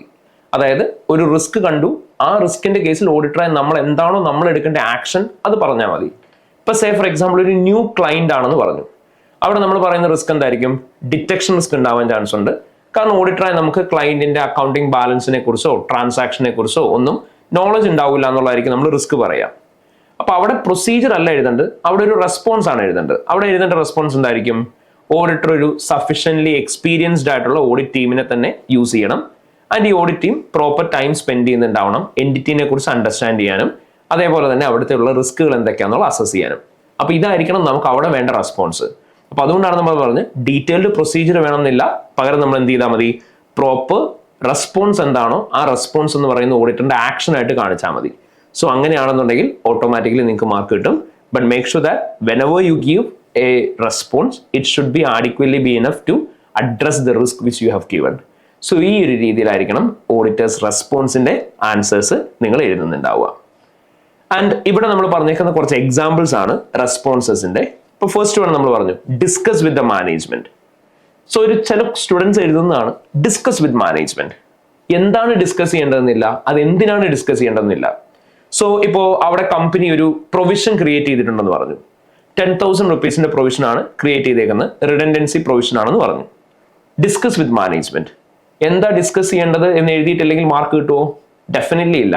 നിങ്ങളവിടെ കൃത്യമായിട്ട് പറയുന്നുണ്ടാവണം നിങ്ങൾ എന്താണ് ഡിസ്കസ് ചെയ്യേണ്ടത്, എന്തിനു വേണ്ടിയിട്ടാണ് അത് ഡിസ്കസ് ചെയ്യേണ്ടതെന്ന്. അപ്പോൾ അതുകൊണ്ട് തന്നെ അത് കംപ്ലീറ്റ്ലി എഴുതിയാൽ മാത്രമായിരിക്കും നമുക്ക് മാർക്ക് കിട്ടുന്നുണ്ടാവുക. ഇപ്പൊ say for example discuss with the management of Allen company about the rationale on the basis of which they have determined redundancy provision of 10,000 to confirm whether it is reasonable. ഇത് നമുക്ക് പറഞ്ഞു കഴിഞ്ഞാൽ we can make it as a complete response. So ഇങ്ങനെ എഴുതിയാലായിരിക്കും നമുക്ക് 1 mark കിട്ടുക. അതുപോലെ തന്നെ response എഴുതുമ്പോൾ നിങ്ങൾ റിലയബിലിറ്റി കൂടുതലുള്ള റെസ്പോൺസുകൾ എഴുതാൻ നോക്കുക. അതായത് ഒരു കാര്യം നമ്മൾ പോയി ഒബ്സർവ് ചെയ്യുന്നതിനേക്കാളും കൂടുതൽ റിലയബിൾ ആയിരിക്കും നമുക്കൊരു ഡോക്യുമെന്ററി എവിഡൻസ് ഉണ്ടെങ്കിൽ. ഓറലി ഡിസ്കസ് ചെയ്യുന്നതിനേക്കാളും നല്ലതായിരിക്കും നമുക്ക് വേറെ എന്തെങ്കിലും സപ്പോർട്ടിംഗ് ഡോക്യുമെന്റ്സ് വെച്ച് ക്രോസ് ചെക്ക് ചെയ്യാൻ പറ്റുന്നുണ്ടെങ്കിൽ. ഇങ്ങനെ റിലയബിലിറ്റി ഓഫ് എവിഡൻസിന്റെ കുറെ ഫാക്ടേഴ്സ് നമ്മൾ പഠിച്ചിട്ടില്ലേ? Written evidence will be more reliable than oral evidence. Evidence obtained by the auditor will be more reliable and provided by the client. External evidence will be more reliable than internal evidence. Original documents will be more reliable than photocopy. ഇങ്ങനെ നമ്മൾ ISA 500-ന്റെ അകത്ത് audit എവിഡൻസിന്റെ റിലയബിലിറ്റിയുടെ factors പഠിച്ചിട്ടുണ്ടായി. ഇങ്ങനെ reliability കൂടുതലായിട്ടുള്ള എവിഡൻസുകൾ എപ്പോഴും obtain ചെയ്യാനായിട്ട് നോക്കുക. So ഈ പറഞ്ഞേക്കുന്ന ക്വസ്റ്റ്യൻസ് ആണ് നമുക്ക് ഓഡിറ്റ് റിസ്കുമായിട്ട് റിലേറ്റ് ചെയ്ത് ഏറ്റവും ഇമ്പോർട്ടൻ്റ്ലി പ്രാക്ടീസ് ചെയ്യാൻ പറ്റുന്ന ക്വസ്റ്റ്യൻസ്. സോ ഇത് ഏറ്റവും ലേറ്റസ്റ്റ് ആയിട്ടുള്ള ക്വസ്റ്റ്യൻസും അതിന്റെ ഇയറുമാണ്, which is available in the revision kit as well as past question പേപ്പേഴ്സിനും ഉണ്ടാവും. സോ ഈ ക്വസ്റ്റ്യൻസ് പ്രാക്ടീസ് ചെയ്ത് കഴിഞ്ഞാൽ തന്നെ നമുക്ക് ഈസിലി ഏരിയ ടാക്കിൾ ചെയ്യാൻ പറ്റും. കാരണം പലപ്പോഴും റിസ്കുകൾ റിപ്പീറ്റ് ചെയ്ത് വരാറുണ്ട്. അപ്പൊ നിങ്ങൾ ഏറ്റവും പ്രോപ്പർലി ആൻസേഴ്സ് എഴുതി പഠിച്ചു കഴിഞ്ഞാൽ ഡെഫിനറ്റ്ലി നമുക്ക് എന്ത് ചെയ്യാൻ പറ്റും, ആൻസേഴ്സ് എക്സാമിനും പ്രോപ്പർലി പ്രസന്റ് ചെയ്യാൻ പറ്റും.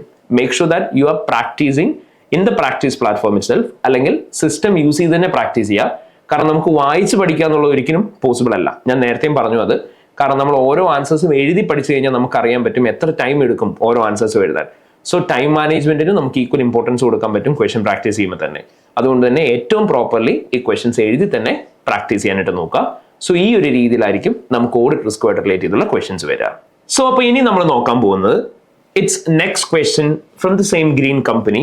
അവിടെ നമ്മളോട് നെക്സ്റ്റ് 4 മാർക്സിന്റെ റിക്വയർമെന്റ് ആണ് ചോദിച്ചേക്കുന്നത്, which is based on a theoretical area. Explain the responsibility of Teal and Co. under 250 ISA 250 consideration of law and regulation in the audit of financial statements. So ISA 250 പ്രകാരം നമ്മളോട് directly ചോദിച്ചേക്കുന്ന question ആണ്, ഓഡിറ്ററായി നമുക്ക് എന്തൊക്കെയാണ് law and റെഗുലേഷനുമായിട്ട് relate ചെയ്ത് responsibilities ഉള്ളതെന്ന്. So ഓഡിറ്ററായി നമ്മുടെ റെസ്പോൺസിബിലിറ്റീസിനെ കുറിച്ച് ചോദിക്കുമ്പോൾ നമ്മളിവിടെ പ്രോപ്പർലി ശ്രദ്ധിക്കേണ്ട ഒരു കാര്യം, പലപ്പോഴും പല കുട്ടികൾ ഈ ടീൽ ആൻഡ് കോ എന്ന് പറയുന്നത് ഓഡിറ്റ് ഫേം ആണെന്ന് തന്നെ കൺസിഡർ ചെയ്തിട്ടുണ്ടാവില്ല. സോ അതുകൊണ്ട് തന്നെ നമ്മൾ ആദ്യമേ നോക്കേണ്ടത് ഈ പറഞ്ഞേക്കുന്ന പേര് ആരുടേതാണെന്ന് നോക്കുക. നോർമലി ഓഡിറ്റ് ഫേമിന്റെ റെസ്പോൺസിബിലിറ്റി എന്താണെന്ന് തന്നെയായിരിക്കും ചോദിക്കുക. ഇനി അവിടെ നിങ്ങൾ നോക്കണം, നമുക്കിവിടെ ഈ ചോദിച്ചേക്കുന്ന ക്വസ്റ്റ്യൻ സിനാരിയോ ബേസ്ഡ് ആണോ അതോ ഡയറക്ട്ലി സ്ട്രേറ്റ് അവേ ചോദിച്ചേക്കുന്ന ഒരു ക്വസ്റ്റ്യൻ ആണോ? സോ ഈ ഒരു പർട്ടിക്കുലർ ക്വസ്റ്റിനെ കുറിച്ച് പറഞ്ഞു കഴിഞ്ഞിട്ടുണ്ടെങ്കിൽ ഇവിടെ നമ്മളോട് സിനാരിയോയ്ക്കകത്ത് ഒരുപാട് കാര്യങ്ങൾ മെൻഷൻ ചെയ്യണമെന്നില്ല, കംപ്ലൈൻസ് വിത്ത് ലോ ആൻഡ് റെഗുലേഷനുമായിട്ട് റിലേറ്റ് ചെയ്ത്. അങ്ങനെയാണെങ്കിൽ നിങ്ങൾ ISA 250 അത് പഠിച്ചേക്കുന്ന നോളജ് പാർട്ട് തന്നെ എഴുതിയാൽ മതി. ആൻഡ് അവർ നമ്മുടെ അടുത്ത് ചോദിച്ചേക്കുന്നത് 4 മാർക്സിനാണ്. അപ്പൊ അതുകൊണ്ട് തന്നെ 4 മാർക്സിന് പ്രോപ്പർലി സ്ട്രക്ചർ ചെയ്ത പോയിന്റ്സ് പറഞ്ഞാൽ മാത്രമായിരിക്കും നമുക്ക് ഫുൾ മാർക്ക് സ്കോർ ചെയ്യാൻ പറ്റുക. അപ്പൊ നിങ്ങൾ എപ്പോഴും ശ്രദ്ധിക്കേണ്ടത് എത്ര മാർക്കിനാണെന്ന് നോക്കുക. ഓരോ വാലിഡ് പോയിന്റിനും you will be getting 1 mark each. അപ്പോൾ 4 മാർക്സിന് ചോദിക്കുന്ന സമയത്ത് എത്ര പോയിന്റ്സ് എഴുതണം? എക്സാക്ട്ലി 4 വാലിഡ് പോയിന്റ്സ് തന്നെ എഴുതുക. അപ്പോഴാണ് നമുക്ക് ആ ഫുൾ മാർക്ക് സ്കോർ ചെയ്യാനായിട്ട് പറ്റുക. ഇനി അതേപോലെ തന്നെ നമ്മൾ ഇവിടെ ഈ പറഞ്ഞേക്കുന്ന എക്സാമിന് റിവ്യൂവിൻ്റെ അത് പറയാണ്, ഈ പ്രാവശ്യം എക്സാം അപ്പിയർ ചെയ്ത സമയത്ത് പല കുട്ടികളും പ്രോപ്പർലി ഇതിന്റെ ആൻസേഴ്സ് എഴുതിയിട്ടില്ല. ISA 250 പ്രകാരം ലോ ആൻഡ് റെഗുലേഷനുമായിട്ട് റിലേറ്റ് ചെയ്ത് ഓഡിറ്റിന്റെ റെസ്പോൺസിബിലിറ്റി എന്താണെന്നുള്ളത് പല കുട്ടികളും എഴുതിയിട്ടില്ല എന്നാണ് പറഞ്ഞേക്കുന്നത്. ആൻഡ് അവിടെ നമ്മളോട് പറയാണ്, അവിടെ റൈറ്റ് ഇഷ്യൂ എന്താണ്, അല്ലെങ്കിൽ ഇവിടുത്തെ സൊല്യൂഷൻ എന്താണ് എഴുതേണ്ടതെന്നാണ് പലരും നോക്കാത്തത്. അതിലെ തന്നെ ഒരു മെയിൻ പ്രോബ്ലം എന്താണെന്ന് ചോദിച്ചു കഴിഞ്ഞിട്ടുണ്ടെങ്കിൽ, കുറേ കാൻഡിഡേറ്റ്സ് മാനേജ്മെന്റിന് അല്ലെങ്കിൽ കമ്പനിക്ക് എന്തൊക്കെയാണ് ലോ ആൻഡ് റെഗുലേഷനുമായിട്ട് റിലേറ്റ് ചെയ്തുള്ള റെസ്പോൺസിബിലിറ്റി എന്നാണ് എഴുതിയേക്കുന്നത്. ബട്ട് ക്വസ്റ്റ്യന് നമ്മളോട് കൃത്യമായിട്ട് പ്രോപ്പർലി പറഞ്ഞിട്ടുണ്ട് ഓഡിറ്ററായി നമുക്ക് എന്തൊക്കെ റെസ്പോൺസിബിലിറ്റി എന്നാണ് ചോദിച്ചേക്കുന്നത്. സോ ISA 250 ഓഡിറ്റേഴ്സ് റെസ്പോൺസിബിലിറ്റി നമ്മൾ പഠിച്ചിട്ടുണ്ട്, മാനേജ്മെന്റ് റെസ്പോൺസിബിലിറ്റിയും പഠിച്ചിട്ടുണ്ട്. അതിലെ ഓഡിറ്റേഴ്സ് റെസ്പോൺസിബിലിറ്റി ചോദിക്കുമ്പോൾ you are only required to mention about auditors responsibility. അവിടെ നിങ്ങൾ മാനേജ്മെന്റ് റെസ്പോൺസിബിലിറ്റിനെ കുറിച്ച് എഴുതി കഴിഞ്ഞാൽ മാർക്ക് കിട്ടില്ല. ഇനി അതേപോലെ തന്നെ മറ്റൊരു പ്രോബ്ലമാണ് ISA 240 എന്ന് പറയുന്ന സ്റ്റാൻഡേർഡ് നമ്മൾ പഠിച്ചിട്ടുണ്ട്, auditor's responsibility in relation to fraud and error. Fraud and എററിന്റെ അകത്തുള്ള റെസ്പോൺസിബിലിറ്റി ഡിഫറെന്റ് ആണ്, ISA 250 ലോ ആൻഡ് റെഗുലേഷനകത്തുള്ളതും ഡിഫറെന്റ് ആണ്. അപ്പൊ എന്താണോ ചോദിച്ചത് ആ കൃത്യം സ്റ്റാൻഡേർഡിനെ ബേസ് ചെയ്ത് തന്നെ എഴുതണം. ഈ സ്റ്റാൻഡേർഡ് നെയിം ആൻഡ് നമ്പേഴ്സ് ഒന്നും മാൻഡേറ്ററി അല്ല. സ്റ്റാൻഡേർഡ് നെയിം ആൻഡ് നമ്പേഴ്സ് വെച്ചിട്ട് നിങ്ങൾക്ക് വേണേൽ ആൻസേഴ്സ് സ്റ്റാർട്ട് ചെയ്യാം. സോ നിങ്ങൾക്ക് ഒരു പ്രോപ്പർ സ്റ്റാർട്ടിങ് കിട്ടും ആൻസറിന്, അല്ലാണ്ട് അത് എഴുതിയോണ്ട് നിങ്ങൾക്ക് സ്പെസിഫിക്കലി ഒരു മാർക്ക് കിട്ടില്ല. And standard name and number നമുക്ക് ഈ ക്വസ്റ്റ്യൻ അവർ ഡയറക്ട്ലി തന്നിട്ടുണ്ട്. അപ്പൊ അത് ബൈഹെർട്ട് ചെയ്ത് പഠിച്ചാലും ടൈം കളയേണ്ട ആവശ്യമില്ല. പകരം കോണ്ടന്റ് എന്തൊക്കെയാണെന്നുള്ളത് പ്രോപ്പർലി വൃത്തിക്ക് ആലോചിച്ച് വെക്കുക. അതിനനുസരിച്ച് തന്നെ വാലിഡ് ആയിട്ടുള്ള 4 പോയിന്റ്സ് എഴുതുകയാണ് നമ്മൾ ചെയ്യേണ്ടത്. So this is how you need to answer each of the theoretical questions. ഇനി നമുക്ക് ഇവിടെ തന്നെ ചോദിച്ചേക്കുന്ന അടുത്ത റിക്വയർമെന്റ് ആണ് with regarding substantive procedures. But അതൊരു വലിയ ക്വസ്റ്റ്യൻ അല്ല. ഇവിടെ നമ്മളോട് 4 മാർക്സിനാണ് സബ്സ്റ്റാൻറ്റീവ് പ്രൊസീജിയേഴ്സ് ചോദിച്ചേക്കുന്നത്. ബട്ട് ഇവിടെ സ്പെസിഫിക് ആയിട്ടുള്ള സബ്സ്റ്റാൻറ്റീവ് പ്രൊസീജിയർ ആണ് ചോദിച്ചേക്കുന്നത്. സബ്സ്റ്റാൻറ്റീവ് പ്രൊസീജിയേഴ്സിന്റെ ക്വസ്റ്റ്യൻസ് ചോദിക്കുന്നതിന് മുന്നേ തന്നെ നിങ്ങൾ സബ്സ്റ്റാൻറ്റീവിന്റെ ക്വസ്റ്റ്യൻസ് അപ്രോച്ച് ചെയ്യാൻ പോവാണ് ഇപ്പോൾ. അപ്പൊ അപ്രോച്ച് ചെയ്യുന്നതിന് മുന്നേ നിങ്ങൾ ഏറ്റവും ആദ്യമേ നിങ്ങൾ ശ്രദ്ധിക്കേണ്ട ഒരു കാര്യമാണ്, അത് ഏത് തരത്തിലുള്ള സബ്സ്റ്റാൻറ്റീവിന്റെ ക്വസ്റ്റ്യൻ ആണ് ചോദിച്ചേക്കുന്നത്. ജനറൽ ആയിട്ടുള്ള ഒരു സബ്സ്റ്റാൻറ്റീവ് ആണോ, അതായത് വിത്തൗട്ട് ഗിവിംഗ് സിനാരിയോ നിങ്ങളോട് വെറുതെ ചോദിച്ചേക്കാണോ സബ്സ്റ്റാൻറ്റീവ് പ്രൊസീജിയേഴ്സ് എന്തൊക്കെയാണ്, അതോ അതൊരു സിനാരിയോ തന്നിട്ട് സിനാരിയോ സ്പെസിഫിക് സബ്സ്റ്റാൻറ്റീവ് ആണോ എന്ന് നോക്കണം. കാരണം അതൊരു സിനാരിയോ സ്പെസിഫിക് സബ്സ്റ്റാൻറ്റീവ് ആണ് എന്നുണ്ടെങ്കിൽ നമ്മൾ എന്ത് ചെയ്യേണ്ടതായിട്ട് വരും, സിനാരിയോനെ ബേസ് ചെയ്ത് തന്നെ സബ്സ്റ്റാൻറ്റീവ് പ്രൊസീജിയേഴ്സ് എഴുതേണ്ടതായിട്ട് വരും. ഇനി അടുത്തതായിട്ട് നമ്മൾ ചെയ്യേണ്ട ഒരു കാര്യം എന്താണെന്ന് ചോദിച്ചു കഴിഞ്ഞാൽ, അതൊരു അസേർഷൻ സ്പെസിഫിക് സബ്സ്റ്റാൻറ്റീവ് ആണോ, അതായത് ഇപ്പോൾ say for example to confirm the completeness of dash, to confirm the existence of dash, to ensure the rights and obligation of dash എന്ന് പറഞ്ഞിട്ടാണോ ചോദിച്ചേക്കുന്നത്? അസേർഷൻ സ്പെസിഫിക് ആണോ നോക്കുക. അല്ലെങ്കിൽ ചിലപ്പോൾ നിങ്ങളോട് അസേർഷൻ ഡയറക്ട്ലി തന്നിട്ടുണ്ടാവില്ല, സിനാരിയോയ്ക്കകത്തായിരിക്കും അസേർഷൻ തന്നിട്ടുണ്ടാവുക. ആൻഡ് സിനാരിയോയ്ക്കകത്തുള്ള അസേർഷനെ ബേസ് ചെയ്തിട്ടാണോ നോക്കുക. ഇങ്ങനെ നമ്മളോട് എന്ത് തരത്തിലുള്ള സബ്സ്റ്റാൻറ്റീവ് ആണ് റിക്വയർമെന്റിൽ പറഞ്ഞേക്കുന്നതെന്ന് ശ്രദ്ധിക്കണം. അതേപോലെ തന്നെ ഓരോ കാര്യങ്ങളുമായിട്ട് റിലേറ്റ് ചെയ്യുന്ന നമ്മൾ പല തരത്തിലുള്ള സബ്സ്റ്റാൻറ്റീവ്സ് ക്ലാസ്സിൽ പഠിച്ചിട്ടുണ്ടാവും, അല്ലെങ്കിൽ നിങ്ങളുടെ ഫാക്കൽറ്റീസ് പഠിപ്പിച്ചിട്ടുണ്ടാവും. ഇപ്പൊ സേ ഫോർ എക്സാമ്പിൾ PPയുടെ തന്നെ നമ്മൾ സബ്സ്റ്റാൻറ്റീവ്സ് കുറേ പഠിച്ചിട്ടുണ്ടായിരുന്നു. PPയുടെ അസേർഷൻ സ്പെസിഫിക് ആയിട്ട് PPയുടെ existence, completeness, rights and obligation, അതേപോലെ തന്നെ PPയുടെ ഓരോ തരത്തിലുള്ള ഡിസ്ക്ലോഷേഴ്സ്, ക്ലാസിഫിക്കേഷൻ, ഇതൊക്കെ കറക്റ്റ് ആണെന്ന് അറിയാൻ നമ്മൾ എന്തൊക്കെ പ്രൊസീജിയേഴ്സ് ആണ് ചെയ്യേണ്ടതെന്ന് നമ്മൾ പഠിച്ചു. എഗെയിൻ അഡീഷൻ ഓഫ് PP, അതേപോലെ തന്നെ disposal of PP, self constructed assets, revaluation of PP, depreciation of PP, ഇങ്ങനെ നമ്മൾ കുറേ സബ്സ്റ്റാൻറ്റീവ്സ് പഠിച്ചിട്ടുണ്ട്. Like literally more than 10+ substantives, categories of substantives തന്നെ നമ്മുടെ ക്ലാസ്സിൽ PPനെ ബേസ് ചെയ്ത് പഠിച്ചിട്ടുണ്ട്. ഇതിൽ ഏതാണ് ചോദിച്ചേക്കുന്നതെന്ന് മനസ്സിലാക്കുക എന്നുള്ളതാണ് ഏറ്റവും ഇമ്പോർട്ടൻറ്റ്.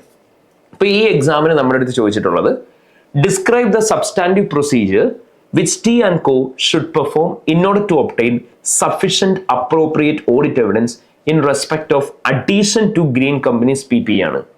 അപ്പോൾ അവിടെ നമ്മളൊരു കൃത്യമായിട്ട് സ്പെസിഫിക് സബ്സ്റ്റാൻറ്റീവ് തന്നെയാണ് ചോദിച്ചേക്കുന്നത്. അഡീഷൻ ഓഫ് PP ആയിട്ട് റിലേറ്റ് ചെയ്തുള്ള സബ്സ്റ്റാൻറ്റീവ് ആണ്. അപ്പം ഒരു വെൽ ഡിസ്ക്രൈബ്ഡ് സബ്സ്റ്റാൻറ്റീവ് പ്രൊസീജിയർ അഡീഷനെ ബേസ് ചെയ്ത് തന്നെ എഴുതിയാലായിരിക്കും ഓരോ പോയിന്റിനും 1 മാർക്ക് വെച്ച് കിട്ടുക. ആൻഡ് നിങ്ങളോട് 4 മാർക്സിനാണ് എക്സാമിന് ചോദിച്ചേക്കുന്നത്. സോ അവിടെ ഓവർ എലാബറേറ്റ് ചെയ്ത് കൂടുതൽ പോയിന്റ്സ് എഴുതേണ്ട ആവശ്യമില്ല. When you get a question for 4 marks, you have to give 4 substantives. Well described ആയിട്ടുള്ള 4 സബ്സ്റ്റാൻറ്റീവ് പ്രൊസീജിയേഴ്സ് വേണം നിങ്ങൾ അവിടെ ആൻസേഴ്സ് ആയിട്ട് എഴുതാനായിട്ട്. ഇനി കാൻഡിഡേറ്റ്സിന് പലപ്പോഴും ഉണ്ടാകുന്ന ഒരു പ്രോബ്ലം ആയിട്ട് എക്സാമിനർ പറയാണ്, സബ്സ്റ്റാൻറ്റീവ് പ്രൊസീജിയേഴ്സും ടെസ്റ്റ് ഓഫ് കൺട്രോൾസും തമ്മിൽ കൺഫ്യൂഷൻ ഉണ്ടാകുന്നു. വെൽ, സബ്സ്റ്റാൻറ്റീവ് പ്രൊസീജിയർ എന്താണ്, ടെസ്റ്റ് ഓഫ് കൺട്രോൾ എന്താണെന്നുള്ളത് മനസ്സിലാക്കുക എന്നുള്ളതാണ് ഫസ്റ്റ് കാര്യം. നമ്മൾ പഠിച്ചിട്ടുള്ളതാണ് സബ്സ്റ്റാൻറ്റീവ് പ്രൊസീജിയർ എന്ന് പറയുമ്പോൾ ഒരു കമ്പനിയുടെ ഫിനാൻഷ്യൽ സ്റ്റേറ്റ്മെന്റ്സിന്റെ അകത്ത് അസേർഷൻസിലോ അല്ലെങ്കിൽ ഫിനാൻഷ്യൽ സ്റ്റേറ്റ്മെന്റ്സിലെ ഏതെങ്കിലും എലമെന്റ്സിലോ എന്തെങ്കിലും മിസ്റ്റേക്ക് ഉണ്ടാവാൻ ചാൻസ് ഉണ്ടോ അല്ലെങ്കിൽ മിസ്റ്റേക്ക് ഉണ്ടായിട്ടുണ്ടോ എന്നറിയാനായിട്ട് ചെയ്യുന്ന പ്രൊസീജിയേഴ്സിനെയാണ് ഓഡിറ്റ് പ്രൊസീജിയേഴ്സ് അല്ലെ സബ്സ്റ്റാൻറ്റീവ് പ്രൊസീജിയേഴ്സ് എന്ന് വിളിക്കുക. അതേ സ്ഥാനത്ത് ടെസ്റ്റ് ഓഫ് കൺട്രോൾസ് എന്ന് പറയുമ്പോൾ ഒരു company internal control system maintain ചെയ്തിട്ടുണ്ട്. ആ ഇന്റേണൽ കൺട്രോൾ സിസ്റ്റം ഓപ്പറേറ്റ് ചെയ്യുന്നുണ്ടോ എന്ന് അറിയാൻ നമ്മൾ ചെയ്യുന്ന പ്രൊസീജിയേഴ്സിനെയാണ്, അല്ലെങ്കിൽ ഇന്റേണൽ കൺട്രോൾസ് എഫിഷ്യന്റ് ആണോ എന്ന് അറിയാൻ നമ്മൾ ചെയ്യുന്ന പ്രൊസീജിയേഴ്സ് ആണ് ടെസ്റ്റ് ഓഫ് കൺട്രോൾസ്. അപ്പൊ ടെസ്റ്റ് ഓഫ് കൺട്രോൾസിൽ നമ്മൾ ടെസ്റ്റ് ചെയ്യുന്നുണ്ടാവുക ഓരോ കൺട്രോൾസ് ആയിരിക്കും. സബ്സ്റ്റാൻറ്റീവ് പ്രൊസീജിയേഴ്സിന്റെ നമ്മൾ ടെസ്റ്റ് ചെയ്യുന്നുണ്ടാവുക ഓരോ ട്രാൻസാക്ഷൻസ് ആയിരിക്കും. So both of them are entirely different. അപ്പോൾ നമ്മൾ ഇവിടെ പ്രത്യേകം ശ്രദ്ധിക്കണം, സബ്സ്റ്റാൻറ്റീവ് പ്രൊസീജിയേഴ്സ് ആണ്, ടെസ്റ്റ് ഓഫ് കൺട്രോൾസ് ആണ് ചോദിച്ചിരിക്കുന്നത്. ടെസ്റ്റ് ഓഫ് കൺട്രോൾസ് നമ്മളോട് സെപ്പറേറ്റ്ലി ചോദിക്കാറില്ല. നമ്മുടെ ഇന്റേണൽ കൺട്രോൾ വീക്ക്നെസ് ആൻഡ് റെക്കമെൻഡേഷന്റെ പാർട്ടായിട്ടോ അല്ലെ ഡയറക്ട് കൺട്രോളിന്റെ കൂട്ടത്തിലോ ചോദിക്കത്തുള്ളൂ. ആൻഡ് സബ്സ്റ്റാൻറ്റീവ്സ് മാത്രമാണ് സ്റ്റാൻഡ് അലോൺ ആയിട്ട് ചോദിക്കുക. അപ്പോൾ ഈ ക്വസ്റ്റിനകത്ത് നമ്മളോട് ചോദിച്ചേക്കുന്നത് സബ്സ്റ്റാൻറ്റീവ്സ് ആണ്. അപ്പോൾ അസേർഷൻസ് അല്ലെ ട്രാൻസാക്ഷൻസ് എങ്ങനെയാണ് ടെസ്റ്റ് ചെയ്യേണ്ടതെന്ന് മാത്രം ഓഡിറ്ററായി നമ്മൾ പറഞ്ഞാൽ മതി. ഇനി അതേപോലെ തന്നെ ടെസ്റ്റുകൾ ഓരോന്നും എഴുതുന്ന സമയത്ത് ഡീറ്റെയിൽഡ് ആയിട്ട് തന്നെ എഴുതണം. നോർമലി നമ്മൾ വൃത്തിക്ക് ഒരു പ്രൊസീജിയർ എന്താണോ ചെയ്യേണ്ടത് ആ പ്രൊസീജിയർ എന്താണെന്ന് പറയാം. എൻക്വയറി ആണോ, ഇൻസ്പെക്ഷൻ ആണോ, ഒബ്സർവേഷൻ ആണോ, റീകാൽക്കുലേഷൻ ആണോ, റീപെർഫോമൻസ് ആണോ, അനലിറ്റിക്കൽ പ്രൊസീജിയർ ആണോ, എക്സ്റ്റേണൽ കൺഫർമേഷൻ ഒബ്റ്റൈൻ ചെയ്യാണോ, ഇങ്ങനെ എന്താണ് പ്രൊസീജിയർ എന്നുള്ളത് പറയണം. പ്ലസ് നമുക്ക് ആ ഒരു കേസിൽ വേണ്ട ഡോക്യുമെന്റ് എന്താണ്, അതായത് നമുക്ക് എന്ത് സപ്പോർട്ടിംഗ് ഡോക്യുമെന്റ് ആണോ വേണ്ടത്, സപ്പോർട്ടിംഗ് ഡോക്യുമെന്റ് എന്നുള്ള ടേം യൂസ് ചെയ്യരുത്, പകരം ഏതാണോ സ്പെസിഫിക് ഡോക്യുമെന്റ് വേണ്ടത്, ക്യാഷ് ബുക്ക് ആണോ, ബാങ്ക് സ്റ്റേറ്റ്മെന്റ്സ് ആണോ, ബാങ്ക് റീകൺസിലേഷൻ ആണോ, അല്ലെങ്കിൽ ഏതെങ്കിലും ഒരു കോൺട്രാക്ട് എഗ്രിമെന്റ് ആണോ, ലോൺ ഡോക്യുമെന്റ് ആണോ, ഏതാണെന്നുള്ളത് പറയാം. അല്ലെങ്കിൽ മേ ബി എന്തെങ്കിലും ഒരു ഇൻഫർമേഷൻ ആയിരിക്കും, അതായത് ഒരു പ്രൊവിഷൻ ക്രിയേറ്റ് ചെയ്തേക്കുന്ന റാഷണൽ എന്താണെന്നുള്ളതായിരിക്കും, അസംഷൻസ് എന്തൊക്കെയാണെന്നുള്ളതായിരിക്കും, മാനേജ്മെന്റ് എടുത്തേക്കുന്ന ആക്ഷൻ എന്താണെന്നായിരിക്കും, റീസൺസ് ആയിരിക്കാം. അങ്ങനെ എന്താണ് ഒരു ഇൻഫർമേഷൻ എന്ന് അത് വേണമെങ്കിൽ നിങ്ങൾക്ക് ചോദിക്കാം. സോ പ്രൊസീജിയർ പറഞ്ഞു, നിങ്ങൾക്ക് വേണ്ട ഡോക്യുമെന്റൽ ഇൻഫർമേഷൻ പറഞ്ഞു, അതിന് എന്ത് പേർപ്പസിന് വേണ്ടിയിട്ടാണ് നിങ്ങൾ ഈ പ്രൊസീജിയർ പെർഫോം ചെയ്യുന്നത്. ടു എൻഷുർ മാത്തമാറ്റിക്കൽ ആക്യുറസി ആണോ, to ensure whether the assumptions are reasonable ആണോ, അല്ലെങ്കിൽ to ensure whether the transactions are appropriately accounted in accordance with standards എന്നാണോ, ആ എന്ത് പേർപ്പസ് ആണെന്നും പറയണം. സോ പ്രൊസീജിയർ ഉണ്ടാവണം, നമുക്ക് വേണ്ട ഡോക്യുമെന്റൽ ഇൻഫർമേഷൻ ഉണ്ടാവണം, പേർപ്പസ് ഉണ്ടാവണം. ഇത് മൂന്നും വന്നു കഴിയുമ്പോഴായിരിക്കും നമ്മുടെ ആൻസർ കംപ്ലീറ്റ് ആവുക. ഇനി അതേപോലെ തന്നെ നമ്മൾ എപ്പോഴും സബ്സ്റ്റാൻറ്റീവ്സ് എഴുതുമ്പോൾ you have to make sure that you are writing substantives specific to the scenario. Scenario specific അല്ലാണ്ട് സബ്സ്റ്റാൻറ്റീവ് പ്രൊസീജിയേഴ്സ് എഴുതി കഴിഞ്ഞാൽ നമുക്ക് മാർക്ക് കിട്ടില്ല. അതുകൊണ്ട് തന്നെ സിനാരിയോ സ്പെസിഫിക് ആയിട്ടുള്ള സബ്സ്റ്റാൻറ്റീവ് പ്രൊസീജിയേഴ്സ് മാത്രമേ നമ്മൾ എഴുതാനായിട്ട് പാടുള്ളൂ. സോ എപ്പോൾ സബ്സ്റ്റാൻറ്റീവ്സ് എഴുതി കഴിഞ്ഞാലും സിനാരിയോ സ്പെസിഫിക് ആയിട്ടുള്ള സബ്സ്റ്റാൻറ്റീവ് പ്രൊസീജിയേഴ്സ് മാത്രമേ നമ്മൾ എഴുതാൻ പാടുള്ളൂ. അപ്പോൾ അതുകൊണ്ട് തന്നെ നിങ്ങൾ സിനാരിയോയ്ക്കകത്ത് തന്നേക്കുന്ന ക്ലയന്റിന്റെ പേര്, അതേപോലെ തന്നെ സിനാരിയോയ്ക്കകത്ത് തന്നേക്കുന്ന നമുക്ക് ക്ലയന്റിന്റെ എന്തെങ്കിലും ഫിഗേഴ്സ് ഉണ്ടെങ്കിൽ ആ ഫിഗേഴ്സ്, ഇങ്ങനെയുള്ള ഡേറ്റ എല്ലാം നമ്മൾ എന്ത് ചെയ്യണം, ആൻസേഴ്സിലേക്ക് ഇൻക്ലൂഡ് ചെയ്യാൻ നോക്കണം. ആൻഡ് എബോവ് നമ്മളോട് ഇപ്പം PPയുടെ അഡീഷനെ കുറിച്ചാണ് പറഞ്ഞേക്കുന്നത്, അഡീഷൻ സ്പെസിഫിക് ആയിട്ടുള്ള പോയിന്റ്സ് തന്നെ എഴുതുക. ഡിസ്പോസലിനെ കുറിച്ചാണ് സിനാരിയോയ്ക്കകത്ത് പറഞ്ഞേക്കുന്നതെങ്കിൽ ഡിസ്പോസലിനെ കുറിച്ചുള്ള പോയിന്റ്സ് തന്നെ എഴുതുക. അപ്പൊ എന്താണോ സ്പെസിഫിക് ടു സിനാരിയോ അത് വെച്ച് തന്നെ പോയിന്റ്സ് എഴുതാനായിട്ട് എപ്പോഴും ശ്രദ്ധിക്കുന്നുണ്ടാവണം. ആൻഡ് എക്സാമിനർ പറഞ്ഞേക്കുന്ന ഒരു മെയിൻ കാര്യമാണ്, ഈ പ്രാവശ്യം സബ്സ്റ്റാൻറ്റീവ്സിന്റെ ക്വസ്റ്റ്യൻസ് ആൻസർ ചെയ്ത സമയത്ത് പല കുട്ടികളും വളരെ വെയ്ഗ് ആയിട്ടുള്ള പ്രൊസീജിയേഴ്സ് ആയിരുന്നു എഴുതിയിട്ടുണ്ടായിരുന്നത്, അല്ലെങ്കിൽ വളരെ ബ്രീഫ് ആയിട്ടുള്ള പോയിന്റ്സ് മാത്രമാണ് എഴുതിയിട്ടുണ്ടായിരുന്നത്. അപ്രോപ്രിയേറ്റ് ആയിട്ടുള്ള ആൻസേഴ്സ് എഴുതിയിരുന്നവർ വളരെ കുറവാണെന്നാണ് എക്സാമിനർ പറയുന്നത്. ആൻഡ് എസ്പെഷ്യലി ഇവിടെ ഉണ്ടായ ഒരു പ്രശ്നമാണ്, നമ്മളോട് സ്പെസിഫിക്കലി സിനാരിയോയ്ക്കകത്ത് PPയുടെ അഡീഷന്റെ പ്രൊസീജിയേഴ്സ് ആണ് ചോദിച്ചത്. പക്ഷെ എക്സാമിനർ പറയുന്നു PPയുടെ അഡീഷന്റെ പ്രൊസീജിയേഴ്സ് ആണ് ചോദിച്ചതെന്നുണ്ടെങ്കിലും കുറേ കുട്ടികൾ എന്താ ചെയ്തത്, PPയുടെ ജനറൽ ആയിട്ടുള്ള പോയിന്റ്സ് ആണ് എഴുതിയത്. അഡീഷന്റെ പോയിന്റ്സ് അല്ല, പകരം ജനറൽ ആയിട്ടുള്ള പോയിന്റ്സ് മാത്രം എഴുതിയോണ്ട് തന്നെ അങ്ങനെയുള്ള കുട്ടികൾക്ക് മാർക്ക് കൊടുക്കില്ല. സോ PPയുടെ അഡീഷനെ കുറിച്ച് ചോദിക്കുമ്പോൾ definitely you have to include points only relating to additions. അത് എഴുതിയാൽ മാത്രമായിരിക്കും എക്സാമിനർ നമുക്ക് മാർക്ക് തരിക. ഇനി അവിടെ എക്സാമിനർ പറഞ്ഞേക്കുന്ന ഒരു കാര്യമാണ്, ഇവിടെ ഇപ്പോൾ say for example agree the addition to invoice. Agree addition to invoice എന്ന് പറഞ്ഞാൽ നമുക്ക് മാർക്ക് കിട്ടില്ല. നമ്മളവിടെ എന്ത് ചെയ്യണം, എവിടുത്തെ അഡീഷൻസ് ആണ് നമ്മൾ എഗ്രി ചെയ്യേണ്ടത്, നോൺ കറന്റ് അസറ്റ് രജിസ്റ്ററിന്റെ അകത്ത് PPs എന്തൊക്കെയാണോ അഡീഷൻ ചെയ്തേക്കുന്നത് അതായിരിക്കും ഇൻവോയ്സുമായിട്ട് വാല്യൂ കൺഫേം ചെയ്യാൻ വേണ്ടി ചെക്ക് ചെയ്യേണ്ടത്. അത് കംപ്ലീറ്റ് ആയിട്ട് തന്നെ പറഞ്ഞാൽ മാത്രമായിരിക്കും നമുക്ക് മാർക്ക് കിട്ടുന്നുണ്ടാവുക. അല്ലെങ്കിലാണ് നമ്മൾ അതിനെ ഒരു വേഗ് പ്രൊസീജിയർ ആണെന്ന് പറയുന്നത്. അതേപോലെ തന്നെ physical verification of existence of additions എന്ന് പറഞ്ഞു, അവിടെയും നമുക്ക് ഹാഫ് മാർക്ക് മാത്രമായിരിക്കും കിട്ടുക. കാരണം അഡീഷൻസ് നമ്മൾ എങ്ങനെയായിരിക്കും കൺഫേം ചെയ്യേണ്ടി വരിക, നോൺ കറന്റ് അസറ്റ് രജിസ്റ്ററിന്റെ അകത്ത് നമുക്ക് എന്തൊക്കെയാണ് അസറ്റ്സ് ഉള്ളത് അതാണ് നമ്മൾ എന്ത് ചെയ്യേണ്ടത്, കൺഫേം ചെയ്യേണ്ടത്. അപ്പൊ അങ്ങനെ കൃത്യമായിട്ട് നമ്മൾ കംപ്ലീറ്റ് പ്രൊസീജിയർ പറഞ്ഞാൽ മാത്രമായിരിക്കും നമുക്ക് എക്സാമിനർ മാർക്ക് തരാൻ വില്ലിങ് ആവുന്നുണ്ടാവുക. So make sure that whenever you give your answer you should be writing in specific to the scenario. അതേപോലെ തന്നെ കംപ്ലീറ്റ് ആയിട്ട് പ്രൊസീജിയറും നമുക്ക് വേണ്ട ഡോക്യുമെന്റ് അല്ലെ ഇൻഫർമേഷനും പേർപ്പസും പറഞ്ഞു കഴിഞ്ഞാൽ മാത്രമായിരിക്കും എക്സാമിനർ നമുക്ക് മാർക്ക് പ്രോപ്പർലി തരുന്നുണ്ടാവുക. സോ ഈ കാര്യങ്ങൾ പ്രത്യേകം ശ്രദ്ധിച്ചു വേണം you have to give the answers for substantives related question. അതേപോലെ തന്നെ എത്ര മാർക്കിനാണോ സബ്സ്റ്റാൻറ്റീവ്സ് ചോദിക്കുന്നത് അതിന് മാത്രം എഴുതിയാൽ മതി. 1 മാർക്ക് പെർ പോയിന്റ് ആണ് എഴുതുക. ഒരു പോയിന്റ് പോലും അഡീഷനോ ഒരു പോയിന്റ് പോലും കുറവോ എഴുതരുത്. എക്സാക്ട്ലി എത്ര പോയിന്റ്സ് ചോദിക്കുന്നു ആ ഡിമാൻഡ് ചെയ്യുന്ന പോയിന്റ്സ് മാത്രം നിങ്ങൾ എഴുതിയാൽ മതി. സോ ഈ കാര്യങ്ങൾ ശ്രദ്ധിക്കുക. ഇനി നെക്സ്റ്റ് അടുത്ത റിക്വയർമെന്റ് ആണ് requirement number D, which is for 6 marks. And examiner തന്നെ പറയുന്നുണ്ട് ഇതൊരു അൺയൂഷ്വൽ റിക്വയർമെന്റ് ആണ്. നോർമലി നമുക്ക് ഇങ്ങനെ ഒരു റിക്വയർമെന്റ് വരാറില്ല. റയറസ്റ്റ് ഓഫ് ദി റയർ വരലുള്ള ഒരു പർട്ടിക്കുലർ കൈൻഡ് ഓഫ് റിക്വയർമെന്റ് ആണിത്. നമ്മളോട് ഇവിടെ ISA 220 ബേസ് ചെയ്തിട്ടാണ് ആക്ച്വലി ചോദിക്കുന്നത്. ക്വാളിറ്റി കൺട്രോൾ എന്ന് പറയുന്ന സ്റ്റാൻഡേർഡ് നമ്മൾ പഠിച്ചിട്ടുണ്ട്. സോ ഒരു സിനാരിയോയിൽ നമുക്കൊരു സിനാരിയോ കംപ്ലീറ്റ് ഒരു ഓഡിറ്റർ എങ്ങനെയാണ് ഒരു ക്ലയന്റിന്റെ ഓഡിറ്റ് പെർഫോം ചെയ്യാൻ പോകുന്നത് എന്നുള്ള ഡീറ്റെയിൽസ് തന്നു. എന്നിട്ട് നമ്മുടെ അടുത്ത് ചോദിക്കുകയാണ് ഇവിടെ ഓഡിറ്റിന്റെ ക്വാളിറ്റി അഫക്റ്റഡ് ആവുന്ന കേസസ് എന്തൊക്കെയാണ്. അതായത് ഓഡിറ്റ് ടീമിന് പ്രോപ്പർ നോളജ് ഇല്ല, അല്ലെങ്കിൽ എക്സ്പീരിയൻസ് ഇല്ല, പ്രോപ്പർലി ഓഡിറ്റ് ചെയ്യാൻ പറ്റില്ല എന്ന് കാണിക്കുന്ന കാര്യങ്ങളായിരിക്കും നമ്മൾ എന്തായിട്ട് പിക്ക് ചെയ്യേണ്ടി വരിക, ഡെഫിഷ്യൻസി ആയിട്ട് പിക്ക് ചെയ്യേണ്ടി വരിക. അത് കാരണം കൊണ്ട് നമ്മുടെ ഓഡിറ്റിൽ വരാൻ പോകുന്ന പ്രോബ്ലം എന്താണെന്നുള്ളത് നമ്മൾ ഇമ്പാക്റ്റ് ആയിട്ട് പറയണം. അത് നമ്മൾ എക്സ്പ്ലെയിൻ ചെയ്തായിരിക്കും ഇമ്പാക്റ്റ് ആയിട്ട് പറയുന്നുണ്ടാവുക. ആൻഡ് കറസ്പോണ്ടിംഗ്ലി നമ്മുടെ ഓഡിറ്റ് ടീം എടുക്കേണ്ട സേഫ് ഗാർഡ്സ് എന്തൊക്കെയാണോ ഇത് ഓരോന്നും ഓവർകം ചെയ്യാൻ അത് നമ്മൾ റെക്കമെൻഡേഷൻസ് ആയിട്ടും കൊടുക്കണം. അപ്പൊ അതാണ് നമ്മളിവിടെ പറയാൻ പോകുന്നത്. Identify and explain 3 quality management deficiency in the approach adopted by Thiel & Co. and provide a recommendation which would be addressed each deficiency to ensure compliance with quality management requirements. അപ്പൊ നമ്മളോട് പറയാണ് ഇങ്ങനെയുള്ള ക്വസ്റ്റ്യൻസ് അറ്റംപ്റ്റ് ചെയ്യുന്ന സമയത്ത് എന്താണ് requirement എന്നുള്ളത് properly ആലോചിച്ച് നോക്കുക. അങ്ങനെ റിക്വയർമെന്റ് സ്പെസിഫിക് ആയിട്ടുള്ള ആൻസർ വേണം നിങ്ങൾ എഴുതാനായിട്ട്. ഇനി നമുക്കിവിടെ കാൻഡിഡേറ്റ്സിന് പലപ്പോഴും പ്രശ്നം പറ്റുന്ന ഒരു കാര്യം എന്താണെന്ന് ചോദിച്ചു കഴിഞ്ഞാൽ ISA 220 എന്ന് പറയുന്ന സ്റ്റാൻഡേർഡിനെ കുറിച്ച് തന്നെ നോളജ് ഉണ്ടാവില്ല, അല്ലെങ്കിൽ ക്വാളിറ്റി മാനേജ്മെന്റ് എന്ന് പറയുന്ന ഏരിയ തന്നെ അവർ പഠിച്ചിട്ടുണ്ടാവില്ല. അപ്പൊ ക്വാളിറ്റി മാനേജ്മെന്റ് എന്താണെന്നുള്ളത് ആദ്യമേ മനസ്സിലാക്കുക.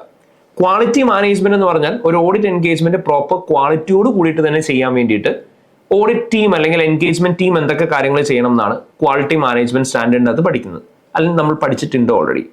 ആൻഡ് ഈ സെയിം സ്റ്റാൻഡേർഡിനെ ബേസ് ചെയ്തിട്ടാണ് നമ്മളോട് ഇവിടെ ക്വസ്റ്റ്യൻ ചോദിച്ചേക്കുന്നത്.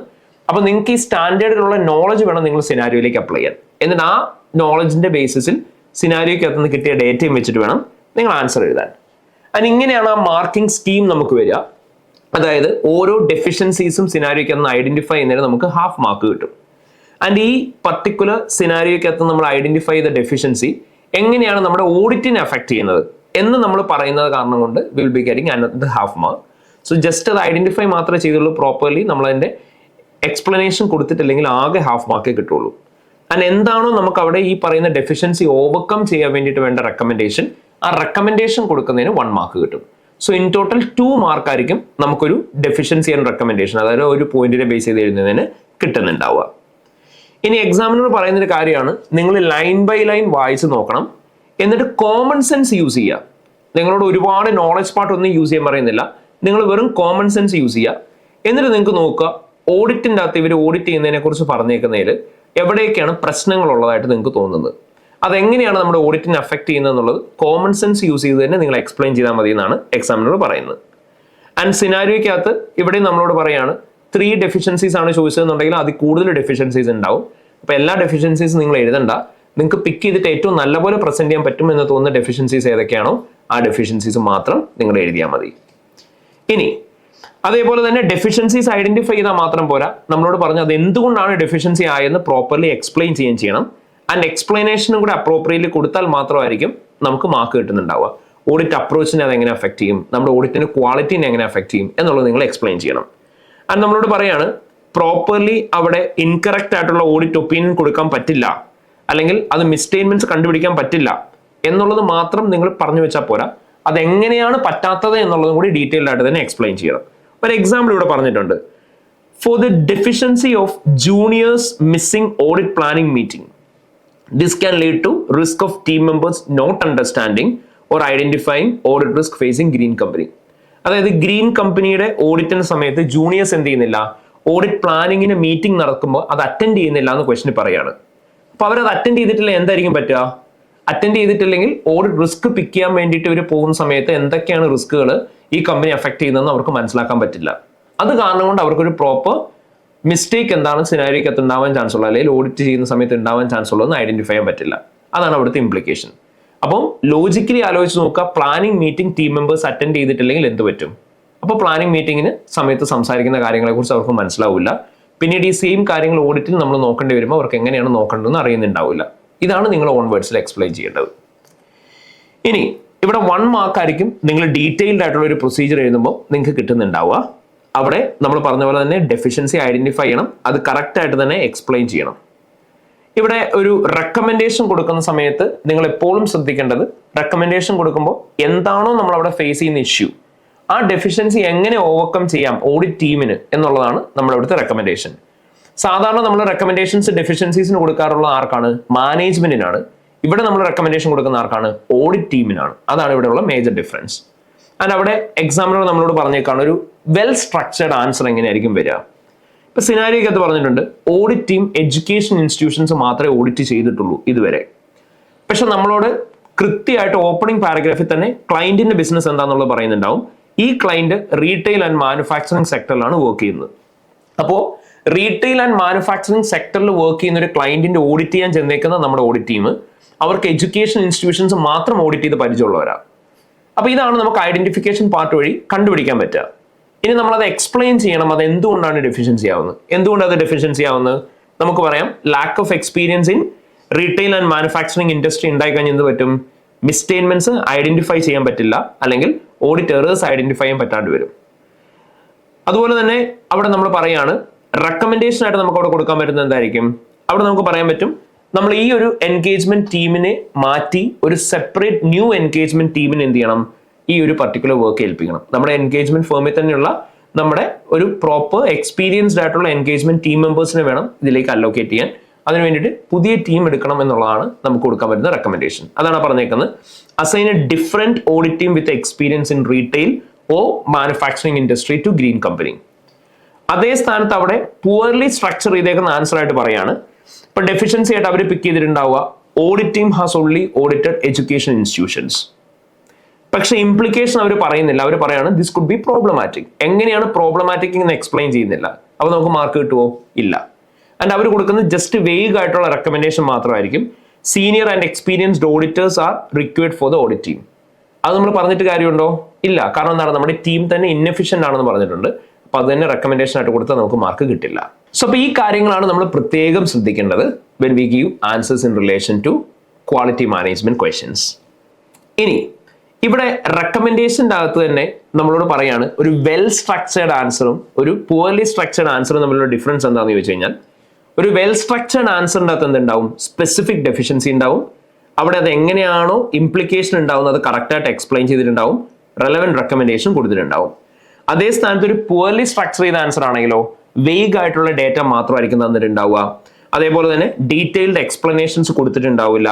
ജനറിക് റെക്കമെൻഡേഷൻ മാത്രമായിരിക്കും. അതായത് സ്പെസിഫിക് ടു നിങ്ങൾ പറഞ്ഞ ഡെഫിഷ്യൻസി എന്താണോ അതിനെ ബേസ് ചെയ്തിട്ടുള്ള റെക്കമെൻഡേഷൻ ആയിരിക്കില്ല കൊടുത്തിട്ടുണ്ടാവുക. ഇതൊക്കെയാണ് ഇവിടെ വരുന്ന ഇഷ്യൂസ് എന്ന് പറയാം. സോ അപ്പം ഇത്രയും പ്രോബ്ലംസ് ആണ് ഇവിടെ നോർമലി നമ്മൾ ഈ ഓരോ ക്വസ്റ്റ്യൻസും ചെയ്യുന്ന സമയത്ത് ഫേസ് ചെയ്യേണ്ടതായിട്ട് വരുന്നത്. ആൻഡ് എക്സാമിനർ പറയുന്ന ഒരു കാര്യമാണ്, ഇത് അൺയൂഷ്വൽ ആയിട്ട് മാത്രം വന്നേക്കുന്ന ഒരു ക്വസ്റ്റ്യൻ ആണ്. നോർമലി ഇങ്ങനെയുള്ള കാറ്റഗറി ഓഫ് ക്വസ്റ്റ്യൻസ് വരാറില്ല. സോ നമുക്ക് അവിടെ എന്തായിരിക്കും ചെയ്യാൻ പറ്റുക? സിനാരിയോ വായിച്ച് നോക്കിയിട്ട് പ്രോപ്പർലി ആൻസർ എഴുതുക എന്നുള്ളതാണ് ചെയ്യാൻ പറ്റുന്നത്. ആൻഡ് കാൻഡിഡേറ്റ്സ് എപ്പോഴും പ്രിപ്പയർഡ് ആയിരിക്കണം. ഇപ്പോഴും നിങ്ങൾക്ക് യൂഷ്വൽ ആയിട്ടുള്ള ക്വസ്റ്റ്യൻസ് മാത്രം വരണമെന്ന് നിർബന്ധമില്ല. ചിലപ്പോൾ എന്തും വരാം, അൺയൂഷ്വൽ ആയിട്ടുള്ള ക്വസ്റ്റ്യൻസും വരാൻ ചാൻസ് ഉണ്ട്. സോ ഇത്രയും കാര്യങ്ങളാണ് നമ്മളിവിടെ ശ്രദ്ധിക്കേണ്ടത്. ഇനി ഇത്രയായിരുന്നു നമ്മുടെ പാർട്ട് 1 ആയിട്ട് നമുക്ക് ഡിസ്കസ് ചെയ്യാനായിട്ടുള്ളത്. സോ നമ്മളിപ്പോൾ ഡിസ്കസ് ചെയ്തത് നമ്മുടെ 30 മാർക്സിന്റെ ക്വസ്റ്റ്യൻ ആണ്. സോ ഐ ബിലീവ് 30 മാർക്സിന്റെ ക്വസ്റ്റ്യനെ കുറിച്ച് വളരെ ഡീറ്റെയിൽഡ് ആയിട്ട് തന്നെ നമ്മൾ ഡിസ്കസ് ചെയ്തു.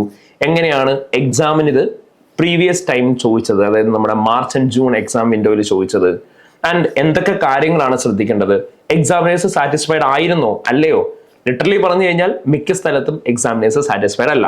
അതിൽ എക്സാമിനർ പറയുന്ന ഏറ്റവും മേജർ റീസൺ ആണ് കുട്ടികൾ ആരും സിനാരിയോ നോക്കിയിട്ടല്ല ആൻസേഴ്സ് എഴുതുന്നത്, റിക്വയർമെന്റ്സ് പ്രോപ്പർലി വായിക്കുന്നില്ല, എന്താണോ ചോദിക്കുന്നത് അതല്ല എഴുതുന്നത്. അതുകൊണ്ട് എന്ത് ചെയ്യുക, എത്രയാണോ റിക്വയർമെന്റ് ചോദിച്ചേക്കുന്ന പോയിന്റ്സ് അതിനനുസരിച്ച് മാത്രം എഴുതുക. ഓരോ റിക്വയർമെന്റിൽ എഴുതുന്ന സമയത്ത് സിനാരിയോ ബേസ് ചെയ്ത് തന്നെ എഴുതുക. റിക്വയർമെന്റ് കൃത്യമായിട്ട് മാനേജ് ചെയ്ത് പോവുക.